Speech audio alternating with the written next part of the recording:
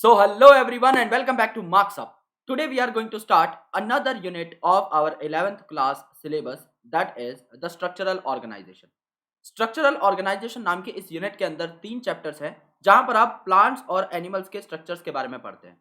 जो पहला चैप्टर है जिसे हम आज स्टार्ट करने वाले हैं उसका नाम है morphology of flowering plants. And morphology का मतलब होता है आउटर अपीयरेंस, यानी आज आप प्लांट के हर उस ऑर्गन के बारे में जानेंगे जो कि आप बाहर से देख सकते हैं। किसी प्लांट की आपको रूट बाहर से दिख जाएगी, प्लांट के लीफ को आप बाहर से ऑब्जर्व कर सकते हैं, प्लांट के फ्लावर को आप बाहर से ऑब्जर्व कर सकते हैं, प्लांट के फ्रूट को आप बाहर से ऑब्जर्व कर सकते हैं, प्लांट की स्टेम को आप बाहर से ऑब्जर्व कर सकते हैं। इन सारी चीजों को कलेक्टिवली हम लोग एक सिंगल ब्रांच के अंदर पढ़ते हैं जिसे आप मॉर्फोलॉजी कहते हैं। आप एक भी प्लांट को काटेंगे नहीं और उसके अंदर के स्ट्रक्चर की बात यहां पर बिल्कुल भी नहीं करेंगे। प्लांट के लीफ का, प्लांट के फ्लावर का, प्लांट के स्टेम का, रूट का जो भी पैटर्न आपको बाहर से दिखाई दे जाए उसे आप मॉर्फोलॉजी के अंदर काउंट करते हैं। सेकंड जो चैप्टर है उसे आप बोलते हैं anatomy of flowering plants. Now anatomy क्या है? Anatomy is the internal structure and organization, यानी एक प्लांट के अंदर सेल टिश्यूज किस हिसाब से अरेंज्ड है वो सारी चीजें आपको नेक्स्ट चैप्टर में देखने को मिलेंगी।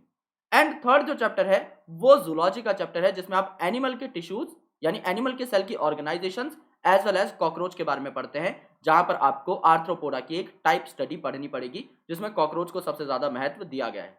इसके अलावा आपकी बुक के अंदर एनालिडा की एक टाइप स्टडी है जिसमें हम अर्थवॉर्म को एक एग्जाम्पल मानकर पढ़ाई करते हैं उसकी, एंड आपके एम्फीबियन की एक टाइप स्टडी है जिसमें फ्रॉग को स्टैंडर्ड मानकर हम उसकी पढ़ाई करते हैं। लेकिन अर्थवॉर्म और फ्रॉग आपके सिलेबस में नहीं है, तो हम लोग मेन फोकस किस पे रखेंगे? कॉकरोच पे रखेंगे।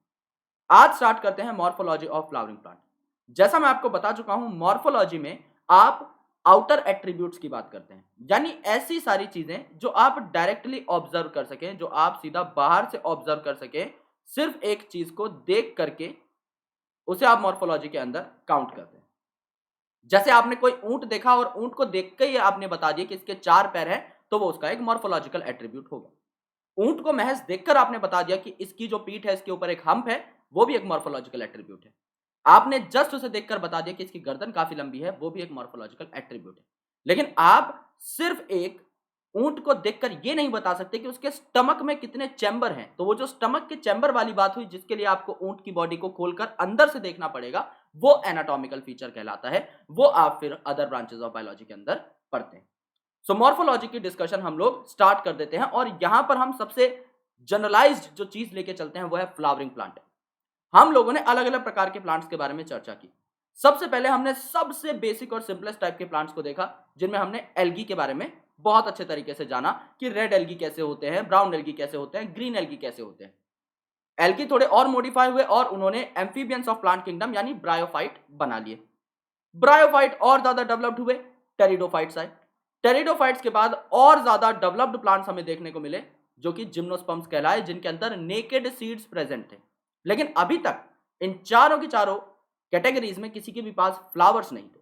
फ्लावर सबसे पहले कहां पर आया? एंजियोस्पर्म्स में, इसीलिए फ्लावरिंग प्लांट्स उन्हें बोला गया। तो फ्लावरिंग प्लांट का सिंपल ही मतलब है कि हम यहां पर सिर्फ और सिर्फ एंजियोस्पर्म्स के बारे में बात करेंगे। कोई ब्रायोफाइट, कोई टेरिडोफाइट, कोई जिम्नोस्पर्म, किसी की भी डिस्कशन यहां पर नहीं होगी। सिर्फ और सिर्फ एंजियोस्पर्म को हम लोग स्टैंडर्ड मान करके आगे बढ़ेंगे, क्योंकि आज के दिन में जिन प्लांट्स ने दुनिया को घेर रखा है, दुनिया जिन्होंने चला रखी है, वो ह्यूमंस हैं, right. In case of animals यानी मैमल्स जो है सबसे ज्यादा pronounced, in case of animals उसी हिसाब से प्लांट्स में सबसे ज्यादा प्रोनाउंस्ड कौन सा है?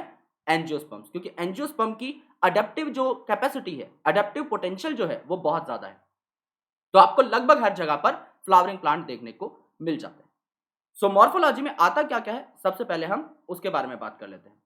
अगर ये आपका एक नॉर्मल प्लांट है, if it is a typical plant, तो इस टिपिकल प्लांट में आप जानेंगे कि जो भी चीजें आपको दिखाई दे रही हैं, they are the morphological parts. आपको किसी प्लांट की रूट दिखाई दे सकती है, तो ये जो रूट है ये कहां से अराइज होती है? ये आपके सीड के रेडिकल से अराइज होती है।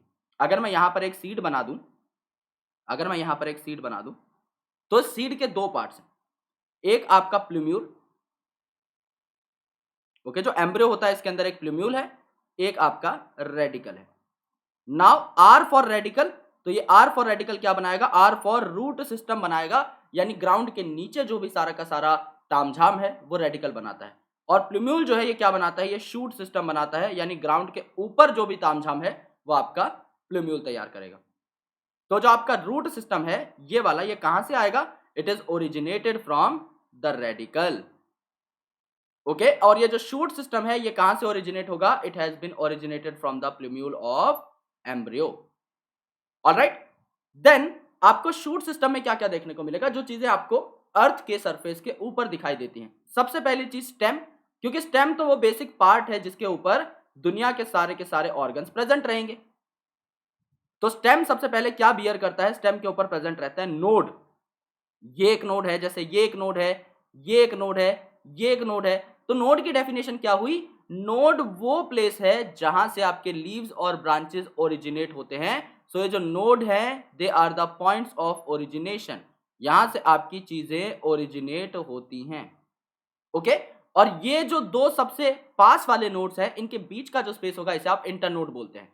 जैसे ये वाला नोड है और ये वाला नोड है, इन दोनों के बीच का ये वाला जो स्पेस है it will be called as internode. Similarly ये वाला नोड और ये वाला नोड बहुत पास पास है तो इनके बीच के स्पेस को भी आप इंटरनोड बोलेंगे, इन दोनों के बीच के स्पेस को भी आप लोग इंटरनोड बोलेंगे। इसमें कोई भी दिक्कत नहीं होनी चाहिए, तो यहां पर हम इंटरनोड इंटरनोड लिख देते हैं।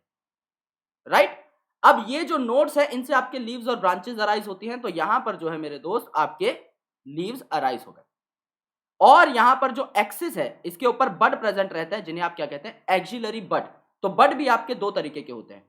एक बड जो कि आपका टिप पर प्रेजेंट रहता है, किसी भी स्टेम की टिप पर, जिसे आप टर्मिनल बड कहते हैं या फिर एपिकल बड कहते हैं, क्योंकि एपेक्स के ऊपर प्रेजेंट रहता है। तो ये वाला जो बड है मेरे दोस्त, इसको आपने एपिकल बड बोला because it is present at the apex, और आपने इसे टर्मिनल बड भी बोला क्योंकि ये एकदम टर्मिनल पॉइंट पर, एकदम एंड के पॉइंट पर प्रेजेंट है जहां पर स्टेम की एंडिंग हो रही है। इसके अलावा मेरे दोस्त ये वाले बर्ड्स जो कि एक्सिस के ऊपर प्रेजेंट है ना, इन्हें आप क्या बोलते हैं? एक्सिलरी बर्ड या फिर एक्सियल बर्ड्स बोलते हैं। ये बात क्लियर हो जानी चाहिए। तो दोनों ओरिजिनेट होंगे नोड से ही, लेकिन एक आपका टर्मिनल नोड पे यानी कि लास्ट नोड पे प्रेजेंट रहेगा जिसे आप टर्मिनल बर्ड बोल देंगे, और एक आपका हर एक्सिल के ऊपर प्रेजेंट रहेगा जिसे आप एक्सिलरी बर्ड बोल देंगे। ओके, देन यहां पर आपकी लीव्स ओरिजिनेट हो जाएंगी एंड इनके पास से जो ब्रांचेस आएंगी उन ब्रांचेस के ऊपर फ्लावर्स भी प्रेजेंट हो सकते हैं, जिसके बाद फर्दर आपके फ्रूट और सीड वगैरह उसके ऊपर देखने को मिल सकते हैं। रूट सिस्टम की जब आप बात करेंगे तो रूट अलग अलग टाइप की हो सकती है, जैसे कि आपकी टैप रूट, आपकी फाइब्रस रूट। तो यहां पर जो आपको दिखाई गई है, यहां पर आपकी एक मेन रूट है जो कि डायरेक्टली रेडिकल से ओरिजिनेट होती है। तो जो प्राइमरी रूट है it is directly originated from radical. Okay, it is directly originated from radical, directly originated from radical. तो ये आपकी एकदम ये जो रेडिकल वाला पॉइंट है इससे निकलती है और काफी ज्यादा थिक होती है, और इसके बाद ये लिटरली अलग अलग डाइवर्जेंस शो करती है। तो कुछ पतली रूट्स जो है इस मेन रूट के सहारे से निकलेंगी, जिन्हें आप फर्दर सेकेंडरी रूट्स बोल सकते हैं, और उनके सहारे से जो और रूट्स निकलेंगी इन्हें आप फर्दर टर्शरी रूट बोल सकते हैं। तो ये जो मेन रूट है मेरे दोस्त, ये कौन सी हो गई? Primary root. इस प्राइमरी रूट से जो लेटरल रूट निकली मोटी वाली, इसे आपने क्या बोल दिया? Secondary root. और इससे भी ये छोटे छोटे जो बाल निकल रहे हैं यहाँ पर, ये अगर आपकी एक और ऑर्डर दिखाना चाहें आप, तो आप टर्शरी रूट भी इसे बोल सकते हैं। ये आपका रूट सिस्टम हो गया। ओके, तो जो लैंड से ऊपर के पार्ट है वो प्लूम्यूल से अराइज होते हैं, जिन्हें आप क्या बोलते हैं? Shoot system. और जो लैंड के नीचे के पार्ट है, जो अंडरग्राउंड पार्ट्स हैं, ये आपके रेडिकल से अराइज होते हैं, जिन्हें आप क्या बोलते हैं? Root system. अब देखो सबसे पहले कि what is morphology. Morphology external forms of an organism की स्टडी को बोलते हैं, और ये जो डेफिनेशन है ये एकदम करेक्ट है, चाहे आप प्लांट्स की बात करें चाहे आप एनिमल्स की बात करें। This definition is going to be the standard one. Angiosperms यानी कि जो फ्लावरिंग प्लांट्स हैं, इनमें आपकी रूट्स होती हैं जो कि रेडिकल से अराइज होंगी, स्टेम होती है जो कि प्लूम्यूल से अराइज होंगी, स्टेम के ऊपर आपके नोड्स होते हैं और उस नोड से आपके लीव्स निकल सकती हैं और ब्रांचेस निकल सकती हैं, और उन ब्रांचेस के ऊपर आपके फ्लावर्स और फ्रूट्स भी प्रेजेंट हो सकते हैं। इसके अलावा जो एंजियोस्पर्म्स है, अगर ये अलग अलग कंडीशंस के ऊपर प्रेजेंट हैं, अलग अलग जगहों पर प्रेजेंट हैं, तो ये अपने इन ऑर्गन्स को अडेप्ट भी कर सकते हैं। जैसा कि मैंने आपको बायोलॉजिकल क्लासिफिकेशन नाम के चैप्टर में बताया था कि अगर एक प्लांट है और उसको आपने ऐसी कंडीशन में रखा है जहां पर पानी भरपूर है, तो उसका लीफ जो है एकदम फैला हुआ रहेगा, चौड़ा रहेगा, क्योंकि उसे वाटर के लॉस की कोई टेंशन नहीं होगी, उसके पास ऑलरेडी एक्सेस में वाटर है। लेकिन अगर उसी प्लांट को, सेम स्पीसीज को अगर आप जाकर के लगा देते हैं एक डेजर्ट वाले एरिया में, तो सिंस वहां पर पानी की कमी है तो उसका लीफ उतना ज्यादा एक्सपेंडेड नहीं रह पाएगा, लीफ जो है वो कर्ल कर लेगा, अपने आप को रोल कर लेगा, बिकॉज सरफेस एरिया अगर वो ज्यादा रखेगा तो ट्रांसपीरेशन लॉस ज्यादा होगा। So it tries to reduce its surface area to save the maximum extent of water possible. तो यहां पर अडेप्टेशन के कारण काफी बार इन वेजिटेटिव पार्ट्स के अंदर चेंजेस भी आ जाते हैं, जो कि आप मॉर्फोलॉजी के अंदर ही पढ़ते हैं। सो अगर आप मेन पार्ट्स देखें एक फ्लावरिंग प्लांट के, तो मेन पार्ट्स क्या होते हैं? सबसे पहला जो पार्ट है वो है रूट सिस्टम, ओके, जिसे आप अंडरग्राउंड पार्ट भी बोलते हैं, जिसमें आपकी अलग अलग टाइप की रूट्स होती हैं। It could be a tap root, it could be a fibrous root, and बाकी अलग अलग प्रकार की एडवेंटिशियस रूट्स के बारे में भी मैं आपको बताऊंगा थोड़ी ही देर के अंदर। दूसरा जो पार्ट होता है इसे आप बोलते हैं शूट सिस्टम, जो कि ग्राउंड के ऊपर आपका प्रेजेंट होता है। इसके अंदर स्टेम, लीफ, फ्रूट, फ्लावर्स, ये सारी चीजें आपकी आती हैं, और अधिकतर चीजें इनमें से नोड से ओरिजिनेट होती हैं। डिस्कशन को स्टार्ट करते हैं from the root itself. This is the very first part जिसके बारे में हम लोग बात करने वाले हैं। तो मॉर्फोलॉजी में हम लोग अलग अलग चीजों की डिस्कशन करेंगे, लेकिन अंडरग्राउंड आपका एक ही पार्ट रहता है रूट, उसके बारे में हम सबसे पहले बात करना जरूरी समझते हैं। रूट जो है इसे प्यार से क्या बोला जाता है? इसे प्यार से बोला जाता है positively geotropic. Positively geotropic. Positively geotropic क्यों बोला? जियो का मतलब होता है अर्थ, और ट्रॉफिक का मतलब होता है अर्थ की साइड मूव करना, एंड पॉजिटिवली जियोट्रॉफिक मतलब ये अर्थ की तरफ आ रही है। अगर कोई चीज अर्थ की तरफ जा रही है मतलब वो जमीन के अंदर जा रही है ना, और रूट हमेशा जमीन के अंदर जाती है, इसीलिए इसे पॉजिटिवली जियोट्रॉफिक हमने बोला। लेकिन दूसरे साइड में अगर आप स्टेम के लिए यही बात लिखना चाहेंगे तो गलत हो जाएगी। स्टेम के लिए आपको लिखना पड़ेगा नेगेटिवली जियोट्रॉफिक। नेगेटिवली जियोट्रॉफिक, क्योंकि ये अर्थ की उल्टी डायरेक्शन में ग्रो करता है, ये जमीन के अंदर नहीं जाता, बल्कि स्टेम जो है उसके सारे के सारे पार्ट्स जमीन के ऊपर जाते हैं। तो रूट और स्टेम के अंदर ये डिफरेंस रहता है।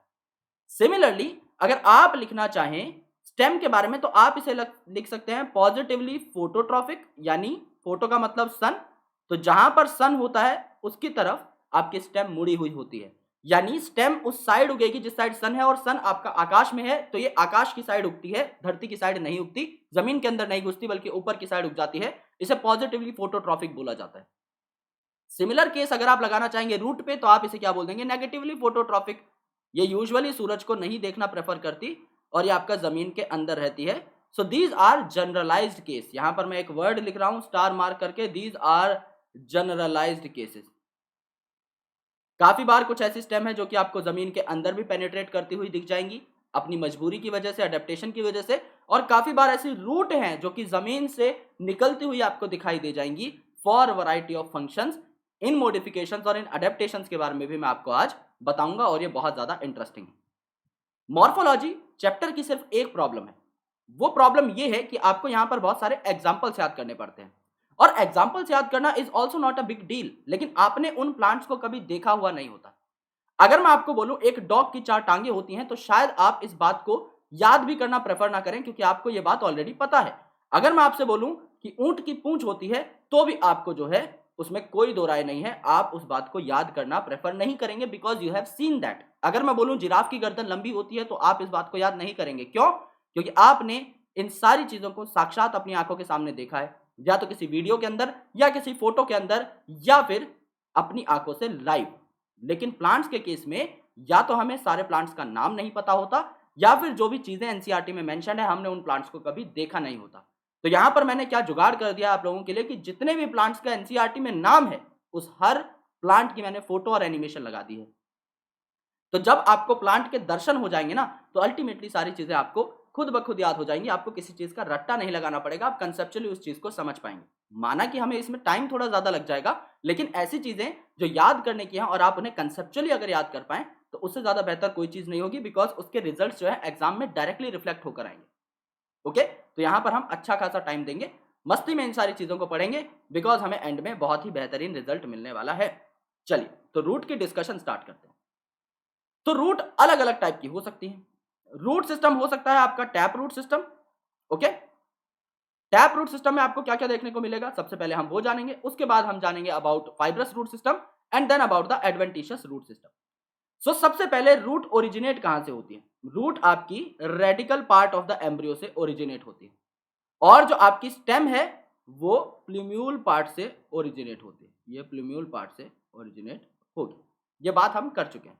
तो ये जो आपका सीड है, इसके अंदर जो आपका एम्ब्रियो था, यहां पर अगर आप देखेंगे तो ये इसका रेडिकल पार्ट है जो कि जमीन के अंदर जाता है, और ये जो आपका प्लूम्यूल है ये आगे चल के क्या बना लेता है, ये आपका स्टेम और लीफ लाइक स्ट्रक्चर बना लेता है। ये आपका स्टेम बना लेता है एंड यहां से नोड से आपके लीफ आने लग जाते हैं। ओके, तो ये आपका पार्ट है जो कि ग्राउंड से ऊपर रहेगा, तो ये प्लूम्यूल से बनेगा, और ये आपका वो पार्ट है जो ग्राउंड से नीचे रहेगा, तो ये आपका किसका बनेगा, रेडिकल का बनेगा। ओके, तो यहां पर जो रूट सिस्टम है ये टैप रूट सिस्टम हो सकता है। टैप रूट सिस्टम मतलब ये जो आपका रेडिकल है, इस रेडिकल से एक डायरेक्ट इलोंगेशन निकलेगी, एक मोटी सी मेन रूट निकलेगी, जिसे आप टैप रूट या प्राइमरी रूट बोलते हैं। तो यहां पर ये जो रेडिकल है मेरे दोस्त, यहां से एक बहुत ही मोटी रूट का ओरिजिनेशन हो रहा है। ये जो मोटी सी रूट है इसे आप क्या बोलते हैं, टैप रूट या प्राइमरी रूट बोल देते हैं। अब ये जो प्राइमरी रूट है, इससे अलग अलग डिग्री की रूट्स निकलती हैं। समझ लीजिए इस प्राइमरी रूट से यहां पर आपकी इस कलर की, लाल कलर की छोटी छोटी रूट्स निकली, तो ये जो आपकी छोटी छोटी रूट्स निकल रहे हैं इनको आप सेकेंडरी रूट बोल सकते हैं। और ये जो रेड कलर की सेकेंडरी रूट्स थी, इससे समझ लीजिए, मैं ग्रीन कलर से जो दिखा रहा हूं, इससे और जो है छोटी रूट्स निकली और पतली रूट्स निकली, इनको आप क्या बोल देंगे, टर्शरी रूट बोल देंगे एंड सो ऑन। यानी एक आपकी मेन रूट है जो कि डायरेक्ट रेडिकल की इलोंगेशन होती है, जो कि प्राइमरी कहलाएगी। उसके बाद प्राइमरी से ओरिजिनेट होने वाली सेकेंडरी रूट्स कहलाएंगी, एंड सेकेंडरी रूट से ओरिजिनेट होने वाली और पतली जो रूट्स होंगी वो टर्शरी रूट्स कहलाएंगी। ये आपका टैप रूट सिस्टम होता है। इसके साथ साथ अगर आप फाइब्रस रूट सिस्टम देखें तो इसमें जो मेन रूट रहती है वो शॉर्ट लिव्ड रहती है। यानी ये जो मेन रूट है ये सिर्फ थोड़े टाइम के लिए ही आपको दिखाई देगी। After some time a lot of fibres are going to replace this root. तो ये मेन रूट जो है गायब हो जाएगी और काफी सारे फाइबर्स आपको दिखाई दे जाएंगे। तो सिंस ये फाइबर्स हैं तो इन्हें क्या बोलेंगे आप लोग, फाइब्रस रूट सिस्टम ही तो बोलेंगे, इसीलिए इसे फाइब्रस रूट सिस्टम कहा जाता है। थर्ड टाइप की जो रूट्स है ये आपकी एडवेंटिशियस रूट्स कहलाती हैं। एडवेंटिशियस रूट मतलब ऐसी रूट्स जो कि रेडिकल से इलोंगेट नहीं होती, यानी इन्हें रेडिकल से कोई मतलब नहीं होता, ये कहीं से भी ओरिजिनेट कर सकती हैं। जैसे टैप रूट और फाइब्रस रूट तो रेडिकल से निकल रही थी, लेकिन जो एडवेंटिशियस रूट है ये कहीं से भी निकल सकती हैं, आपकी स्टेम से भी निकल सकती हैं। तो इन्हें आप एडवेंटिशियस बोल सकते हो, मतलब ये रेडिकल से नहीं निकल रही, इनका ओरिजिनेशन किसी और पॉइंट से होगा। फॉर एग्जाम्पल यहां पर अगर आप टैप रूट का ऑर्गेनाइजेशन देखें तो ये आपकी मेन रूट है। इस मेन रूट को आपने क्या बोला, प्राइमरी रूट बोला या 1 डिग्री रूट बोला। इस मेन रूट से फिर आपकी ये जो है मोटी वाली रूट निकल रही है, इसको आपने क्या बोला, इसको आपने लेटरल रूट बोला। तो जो प्राइमरी के बाद सेकेंडरी और टर्शरी होती है ना, ये लेटरल में ही आती है। ओके, तो इसको हम क्या बोलते थे, इसको हम सेकेंडरी बोल देते हैं। और इस सेकेंडरी वाली से समझ लो और रूट निकली एक और डिग्री, तो इसे आप क्या बोल देंगे, इसे आप टर्शरी बोल देंगे। और उस टर्शरी के ऊपर आपको अगेन क्या देखने को मिलेंगे, रूट हेयर्स देखने को मिलेंगे। ये जो रूट हेयर्स होते हैं किसका काम करते हैं, रूट हेयर्स आपका सरफेस एरिया बढ़ाते हैं रूट का, तो ये एक्टिव एब्जॉर्प्शन में काम करते हैं। यानी कि वाटर और मिनरल्स को एब्जॉर्ब करने का काम सॉइल से कौन करेंगे, आपके रूट हेयर्स करेंगे, जो कि एक डायनामिक स्ट्रक्चर और नेटवर्क बना लेते हैं सॉइल के अंदर। सरफेस एरिया इनका ज्यादा हो जाता है बहुत, और इसीलिए आसानी से कैप्चर कर लेते हैं मिनरल्स को और वाटर मॉलिक्यूल्स को भी। तो टैप रूट सिस्टम में देखो क्या देखने को मिला। टैप रूट सिस्टम में एक प्राइमरी रूट होती है जिसे आप मेन टैप रूट भी कहते हैं, और ये जो प्राइमरी रूट है ये आपकी डायरेक्ट इलोंगेशन होती है। डायरेक्ट इलोंगेशन होती है किसकी, रेडिकल की। रेडिकल से डायरेक्टली ये निकलती है, which is our third point. And इससे जो निकलने वाली रूट्स होती है, मेन प्राइमरी रूट से जो रूट निकलेंगे इनको आप बोलेंगे सेकेंडरी रूट, और सेकेंडरी रूट से जो निकलेंगे इन्हें आप टर्शरी रूट बोलते हैं। इन सेकेंडरी टर्शरी को मिलाकर आप लेटरल रूट सिस्टम भी कह सकते हैं। यानी मेन जो रूट है प्राइमरी वाली, उसको छोड़ के जितनी भी हैं जो उससे निकल रही हैं उन्हें आप लेटरल रूट बोल सकते हैं। एंड ये वाली जो आपकी रूट्स हैं ये यूजुअली डाइकॉट्स में देखने को मिलती हैं, जैसे कि आपका मस्टर्ड प्लांट। तो मस्टर्ड प्लांट और उसके जो रिलेटिव्स होते हैं इनके अंदर आपको टैप रूट सिस्टम यूजुअली देखने को मिलता है। फॉर एग्जाम्पल ये वाला जो एग्जाम्पल है इसके अंदर आपको मस्टर्ड प्लांट की रूट दिखाई गई है। तो यहां पर ये मेन रूट है जिसको आप बोल रहे हैं मेन एक्सिस, ये आपकी क्या हो गई, ये प्राइमरी रूट हो गई। ओके, इस प्राइमरी रूट से फिर नई नई रूट्स निकली ये वाली, तो इसे आपने फर्स्ट ऑर्डर लिटरल रूट्स बोला, यानी आपने इसे सेकेंडरी रूट्स बोल दिया। और इनके पास से छोटी छोटी रूट्स और निकली जिसको आपने बोल दिया सेकेंड ऑर्डर लिटरल रूट्स यानी टर्शरी रूट्स। और फिर इससे और छोटे छोटे हेयर्स निकले जिसको आपने थर्ड ऑर्डर लिटरल रूट्स बोल दिया। यानी इस प्रकार से आपके रूट के अंदर क्या होती है, ब्रांचिंग होती है। लेकिन मेन जो रूट है, मेन जो टैप रूट है वो आपकी सिंगल ही होती है, जो सबसे डीपली पेनिट्रेटेड होती है। इसीलिए जो आपके बड़े हाइट के प्लांट होते हैं उनमें यूजुअली टैप रूट देखने को मिलती है, क्योंकि ये डीपली पेनिट्रेटेड रहती है और ये इतनी ज्यादा डीप पेनिट्रेट हो जाती है कि ये लंबे से लंबे प्लांट को जमीन के अंदर गाड़ के रखती है और पकड़ के रखती है। ओके, तो ये सॉइल इरोजन से भी बचाती है, सॉइल को बहने से रोकती है और अल्टीमेटली एक प्लांट को जिसकी हाइट बहुत ज्यादा बड़ी है 100 मीटर 120 मीटर, उसको जमीन से टिका करके रखती है, उसको उखड़ने नहीं देती या फिर उसको आसानी से टूटने नहीं देती। ओके, तो मस्टर्ड प्लांट के अंदर जो है ये पर्टिकुलर सिस्टम हमें देखने को मिलता है। इससे अगला जो एग्जांपल है वो है आपका फाइब्रस रूट का। तो सेकंड जो केस है दैट इज फाइब्रस रूट। अब यहां पर देखो रेडिकल से जो आपकी मेन रूट आई थी ना, ये मेन रूट रिप्लेस हो गई। ओके, तो यहां पर जो प्राइमरी रूट थी जो सबसे पहले आई थी फ्रॉम रेडिकल, ये शॉर्ट लिव्ड थी, यानी कि यहां पर जो मेन प्राइमरी रूट थी अब आपको दिखाई नहीं दे रही है, ये आपकी थोड़ी देर के बाद रिप्लेस हो गई। काफी ज्यादा नंबर ऑफ फाइबर्स यहां पर आ चुके हैं। तो जो टैप रूट सिस्टम था वो यूजुअली डाइकॉट्स में देखने को मिल रहा था, लेकिन जो फाइब्रस रूट सिस्टम है ये मोनोकॉट्स में देखने को मिलता है, जैसे कि वीट। तो गेहूं के अंदर जो सिस्टम देखने को मिलेगा that will be fibrous root system. तो इस रूट सिस्टम में क्या होता है, जो रूट्स हैं ये बेस ऑफ स्टेम से ओरिजिनेट होती हैं, यानी यहां पर आपकी स्टेम खत्म हो रही है, ये ग्रीन स्टेम आपको देखने को मिल रही है ऊपर वीट की। यहां पर ये जो स्टेम है, स्टेम के बेस से, ओके, ये क्या हो जाएगा, ये आपका स्टेम बेस हो जाएगा।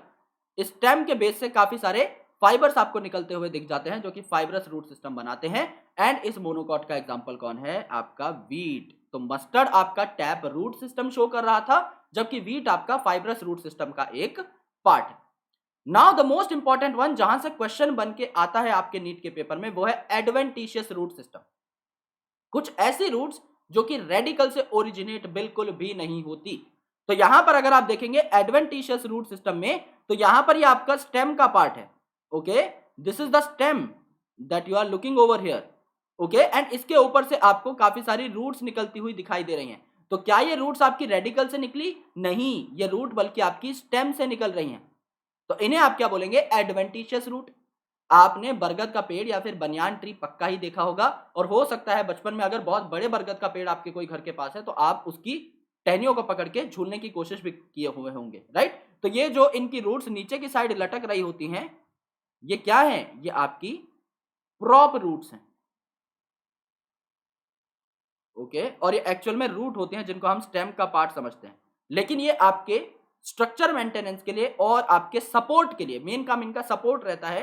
ये स्टेम से नीचे की साइड ग्रो करती हैं, तो ultimately they are not arising from the radical, ये आपकी स्टेम से ओरिजिनेट हो रही हैं, तो इसे भी आप एडवेंटिशियस रूट की कैटेगरी में रखते हैं। और काफी सारी आपकी ग्रासेस भी हैं जिनमें एडवेंटिशियस रूट देखने को मिलती हैं, just like this. Okay, so adventitious root system का डेफिनेशन क्या है, root that arise from parts other than radical, यानी ये रेडिकल से ओरिजिनेट नहीं होते। सेकंड, एग्जांपल्स इसके होंगे grasses, monstera and banyan tree. तो बनियान ट्री तो यूजुअली हमें याद रहता है, ग्रासेस हमें याद रहता है, लेकिन हमें मॉन्स्टेरा मेन याद करना है।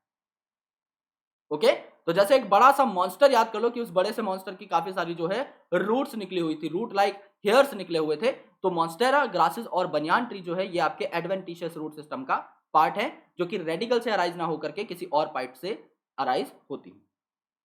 अब देखो यार कि रूट के फंक्शंस क्या होते हैं। जनरल जो हमने बचपन से सुने हैं वो फंक्शन क्या है रूट के। सबसे पहला फंक्शन जो कोई भी इंसान आपको बताएगा वो यही बताएगा कि रूट जो है एक तो प्लांट को जकड़ करके रखता है सॉइल में, प्लांट को गिरने नहीं देता, और दूसरा ये जो सॉइल है इसमें से वाटर और मिनरल्स जो हैं ये एब्जॉर्ब कर करके देता है आपके अपर पार्ट्स ऑफ प्लांट को।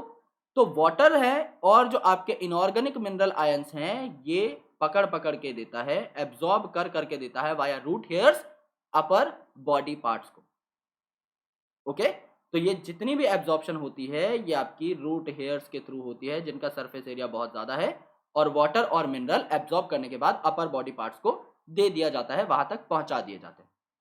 दे provide a proper encouragement to the plant parts. Encouragement मतलब होल्डिंग प्रोवाइड करते हैं, यानी कि आपके प्लांट को गिरने नहीं देता, प्लांट को बचा करके रखता है, खड़ा रखता है सालों साल। यानी रूट क्या करता है, अपना नेटवर्क बना लेता है। अगर वो एक टैप रूट है तो वो जितना पेनिट्रेट कर पाएगी उतना पेनिट्रेट कर जाएगी, और अपनी जो लेटरल ब्रांचेस हैं यानी सेकेंडरी और टर्शरी जो टैप रूट्स हैं उनको फैला देगी साइड में, जिससे कि एक बढ़िया नेटवर्क क्रिएट कर पाए एब्जॉर्प्शन के लिए भी और आपका बेहतर जकड़ बनाने के लिए भी, एनकरेजमेंट के लिए भी। थर्ड है storage of reserve food material, यानी ऐसी काफी सारी रूट्स है दुनिया में जो कि खाना स्टोर करने का काम करती हैं। जैसे कि आपकी गाजर हो गई, आपका स्वीट पोटैटो हो गया, यहां पर जो है आपको फूड मटेरियल स्टोर करते हुए भी काफी सारे रूट के पार्ट्स दिख जाए। As well as synthesis of plant growth regulator, यानी आपके जो प्लांट हॉर्मोन्स है जिनको आप पीजीआर बोलते हो, प्लांट ग्रोथ रेगुलेटर्स का मतलब क्या है, इनको आप प्यार से पीजीआर बोलते हो। तो ये जो पीजीआर है, ये जो प्लांट के हॉर्मोन्स हैं, इन प्लांट के हॉर्मोन्स की सिंथेसिस भी कौन करते हैं, आपके प्लांट के रूट पार्ट्स करते हैं। नॉट ऑल पीजीआर, लेकिन ज्यादातर पीजीआर आपके रूट में बनाए जा सकते हैं और इन्हें अलग अलग डिस्टेंट लोकेशंस तक पहुंचाया जा सकता है जिससे कि प्लांट हॉर्मोन्स अपना काम कर सके। हॉर्मोन्स की यही खास बात है कि हार्मोन का जो साइट ऑफ एक्शन है और जो साइट ऑफ फॉर्मेशन है, ये बहुत दूर दूर होते हैं, तो इसीलिए इन्हें ट्रांसफर किया जाता है। And that's why these are the light molecules, इन्हें आपका लो वेट मॉलिक्यूल्स कहा जाता है।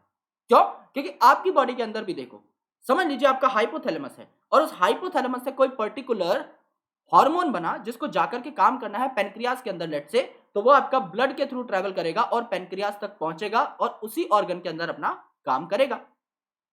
तो ये इतने हल्के होते हैं कि ब्लड इन्हें ट्रैवल करके ले जा सके। सिमिलरली जो आपके प्लांट ग्रोथ रेगुलेटर्स हैं या जो प्लांट हार्मोन्स हैं, ये भी इतने हल्के होते हैं कि इन्हें रूट से डिस्टेंट लोकेशन पर पहुंचाया जा सके, यानी साइट ऑफ फॉर्मेशन से साइट ऑफ एक्शन तक इन्हें ले जाया जा सके थ्रू अ पर्टिकुलर स्ट्रीम। तो जिस स्ट्रीम के थ्रू वाटर और मिनरल्स जाते हैं नीचे से ऊपर की साइड, उसी स्ट्रीम के थ्रू जो है आपका हार्मोन्स को भी धक्का मार दिया जाता है कि आप भी इसी स्ट्रीम के अंदर चले जाओ, जिससे आपके लिए अलग से कोई ट्रांसपोर्ट की कॉस्ट ना लगे। Now the most important part, जिसे हम कहते हैं रीजन्स ऑफ रूट, यहां से क्वेश्चन आता ही है और यहां से काफी बार यह भी पूछ लिया जाता है कि किस रीजन के सेल्स की क्या प्रॉपर्टी है। सबसे ज्यादा डेंस प्रोटोप्लाज्म किस रीजन के सेल्स में देखने को मिलेगा, सबसे ज्यादा लंबे सेल्स किस रीजन में पाए जाएंगे, सबसे ज्यादा मेटाबॉलिकली एक्टिव सेल किस रीजन में पाए जाएंगे, रूट हेयर्स किस रीजन में पाए जाते हैं, सबसे टिप पे यानी डिस्टल एंड पे कौन से सेल्स मिलेंगे, सबसे प्रॉक्सिमल एंड पे कौन से सेल्स मिलेंगे, and so on. All these kind of questions could be asked in your examination, और आज से पहले भी ये क्वेश्चन पूछे जा चुके हैं। अगर हम रूट को अलग अलग पार्ट्स में डिवाइड करें, तो सबसे डिस्टेंट पार्ट से अगर हम स्टार्ट करें, सबसे टर्मिनल पार्ट से अगर हम स्टार्ट करें, तो उस पार्ट को आप कहते हैं रूट कैप। रूट कैप, जैसे आप अगर कैप लगाते हो तो आप अपने सर पे लगाते हो ना, सर जो है आपका, ये आपका सबसे टर्मिनल पार्ट है और टर्मिनल पार्ट की भी प्रोटेक्शन के लिए आप कैप पहनते हो। तो सिमिलरली यहां पर रूट टर्मिनल पार्ट है, उससे नीचे कुछ भी नहीं होता, लेकिन उसके ऊपर एक टोपी लगी हुई है जिसको आप रूट कैप बोलते हो। तो जो रूट कैप है, ये सबसे टर्मिनल पार्ट होता है, ये सबसे टर्मिनल पार्ट है, राइट। और ये रूट कैप टर्मिनल पार्ट क्यों है, इसके बेसिकली दो काम होते हैं। रूट कैप का पहला काम है, कैप क्यों है, प्रोटेक्शन के लिए, कि आपके रूट का जो मेन पार्ट है, मेरिस्टेमेटिक पार्ट, उसको हार्म ना पहुंचे। और दूसरा प्रोटेक्शन के अलावा ये काम है, ये थंब लाइक स्ट्रक्चर होता है, थिम्बल लाइक स्ट्रक्चर होता है, ये जैसे ही प्रेस करेगा ना अपने आप को सॉइल के अंदर, तो ये वो जगह बनाएगा जिसमें रूट अपने आप को और घुसा सके, राइट। यानी जब रूट आपका और सॉइल के अंदर जाने की कोशिश करेगी, तो सबसे टर्मिनल पार्ट ही तो सबसे पहला धक्का लगाएगा ना सॉइल को पेनिट्रेट करने के लिए। तो सॉइल के अंदर जो जगह बनाएगा, जो रास्ता बनाएगा रूट के घुसने का, वो कौन होगा, वो आपका रूट कैप होगा। So it makes the way for root to penetrate into the soil. ये दो काम कौन करती है, रूट कैप करती है। इसके बाद अगर आप इसके प्रॉक्सिमल एंड पर देखें, यानी आप टिप से ऊपर की साइड जा रहे हो, तो आप प्रॉक्सिमल एंड में जाओगे, तो यहां पर आपको क्या मिलेंगे, रीजन ऑफ मेरिस्टेमेटिक एक्टिविटी, यहां पर आपको मेरिस्टेमेटिक सेल मिलेंगे। सो ये सेकेंड रीजन है, मेरिस्टेमेटिक एक्टिविटी। मेरिस्टम किसे कहा जाता है अभी जान लो, क्योंकि अगला पूरा चैप्टर आपका मेरिस्टम के ऊपर ही बेस्ड है। मेरिस्टेमेटिक सेल आप उन्हें कहते हैं जो कि एक्टिवली डिवाइडिंग होते हैं। एक्टिवली डिवाइडिंग मतलब इनके काम ही ये है कि इनको डिवाइड करना आता है, बस ये अपना नंबर बढ़ा सकते हैं और अपने जैसे और सेल्स को तैयार कर सकते हैं। सो मेरिस्टेमेटिक सेल्स का काम ही रहता है अपने जैसे और सेल्स बनाना और प्लांट्स के अंदर और ज्यादा सेल्स को ऐड करते रहना, जिससे कि प्लांट की ग्रोथ होती रहे। तो आपके मेरिस्टेमेटिक सेल्स जो हैं, जो यहां पर रूट के अंदर प्रेजेंट है, इन्हें आप क्या बोलते हो, रूट एपिकल मेरिस्टम सेल्स।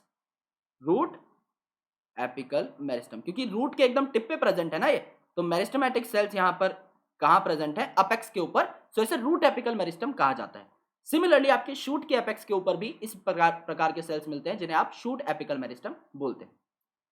ये जो मेरिस्टेमेटिक सेल्स होंगे डिवाइड होते रहेंगे और ऊपर की साइड पहुंचते जाएंगे, क्योंकि रूट टिप में तो सेल ऐड करने का कोई फायदा नहीं है और उसके नीचे तो रूट खत्म ही हो जा रही है, तो ये ऊपर की साइड हमेशा सेल ऐड करता है। और यहां पर तीसरा रीजन आता है रीजन ऑफ इलोंगेशन, यानी जो नए सेल्स बने हैं रीजन ऑफ मेरिस्टम ने जो नए सेल्स बनाए हैं वो यहां पर आकर के इलोंगेट हो जाएंगे, यहां पर आपको लंबे लंबे सेल्स देखने को मिलेंगे। ओके, लंबे लंबे सेल्स देखने को मिलेंगे। तो ये रीजन क्या करता है, नाम ही है रीजन ऑफ इलोंगेशन। इलोंगेशन करना मतलब लेंथ बढ़ाना, तो ये प्लांट की लेंथ बढ़ाते हैं, रूट्स की। ओके, रूट की लेंथ ये बढ़ाते हैं। डन। इसके ऊपर जो रीजन है मेरे दोस्त, ये है आपका रीजन ऑफ मैच्योरेशन। मैच्योरेशन का मतलब जो आपका अभी इलोंगेटेड सेल था ना, ये मैच्योर हो गया है, इसको कोई ना कोई काम मिल गया है। तो यहां पर जो सेल हैं ये क्या हो गए, ये मैच्योर हो गए, डिफरेंशिएट हो गए, इन्हें कोई ना कोई काम जो है मिल चुका है। और क्योंकि सेल्स मैच्योर हो गए हैं, तो जैसे आप भी सेक्सुअली मैच्योर होते हैं तो आपकी भी बॉडी पे हेयर्स आना स्टार्ट हो जाते हैं। सिमिलरली यहां पर भी रूट हेयर डेवलप होना स्टार्ट हो जाएंगे। तो रूट हेयर कहां देखने को मिले आपको, रीजन ऑफ मैच्योरेशन के अंदर। रीजन ऑफ मैच्योरेशन के अंदर आपको रूट हेयर देखने को मिले। This is the fifth thing. तो आप अगर टर्मिनस से ऊपर की साइड जाओ तो सबसे पहले क्या देखने को मिला आपको, कैप देखने को मिलेगी, जिसे आप रूट कैप बोलेंगे, जो कि एक थिम्बल लाइक स्ट्रक्चर है। अब थिम्बल लाइक स्ट्रक्चर है तो सॉइल को पुश करती है, रूट को जगह बनाने के लिए हेल्प करती है। तो इसका काम है to make the way through the soil. Second important thing, क्योंकि ये टर्मिनल स्ट्रक्चर है तो ये हमेशा प्रोटेक्शन में भी काम करेगी। इसके ऊपर जो सेल्स होते हैं इन्हें आप कहते हैं रूट एपिकल मेरिस्टम सेल, जिनका काम ही होता है डिवाइड करना। और अगर ये डिवाइड कर रहे हैं सेल्स तो इन्हें खाने पीने के लिए अच्छा खासा मटेरियल चाहिए, तो ये काफी ज्यादा एक्टिव होते हैं, काफी ज्यादा इनका डेंस प्रोटोप्लाज्म होता है और बहुत ही अच्छी इनमें मेटाबॉलिक कैपेसिटी होती है। बहुत एक्टिव सेल्स होते हैं, इसलिए धड़ाधड़ डिवाइड करते रहते हैं और अपने जैसे और सेल्स बनाते रहते हैं। ये सेल्स बनते जाएंगे, ऊपर पहुंचते जाएंगे और इनकी लंबाई बढ़ती जाएगी रीजन ऑफ इलोंगेशन में, तो आपके रूट की लेंथ बढ़ेगी और फिर आपके सेल्स मैच्योर होते जाएंगे, रीजन ऑफ मैच्योरेशन में डिफरेंशिएट हो जाएंगे एंड अल्टीमेटली इनके ऊपर हेयर आना स्टार्ट हो जाएंगे, जिन्हें आप रूट हेयर्स बोलेंगे। और जितने ज्यादा रूट हेयर होंगे उतना ज्यादा बढ़िया तरीके से एब्जॉर्प्शन का काम भी होगा, उतनी रूट आपकी ज्यादा फंक्शनल हो पाएगी, वाटर और मिनरल का एब्जॉर्प्शन उतना ही ज्यादा बढ़िया हो पाएगा। राइट। अब स्पेसिफिकली देख लेते हैं किताब में क्या लिखा हुआ है। ओके, समझने की बात है हमने समझ ली। तो पहला रीजन है आपका रूट कैप, प्रोटेक्शन का काम करेगा और वे बनाएगा।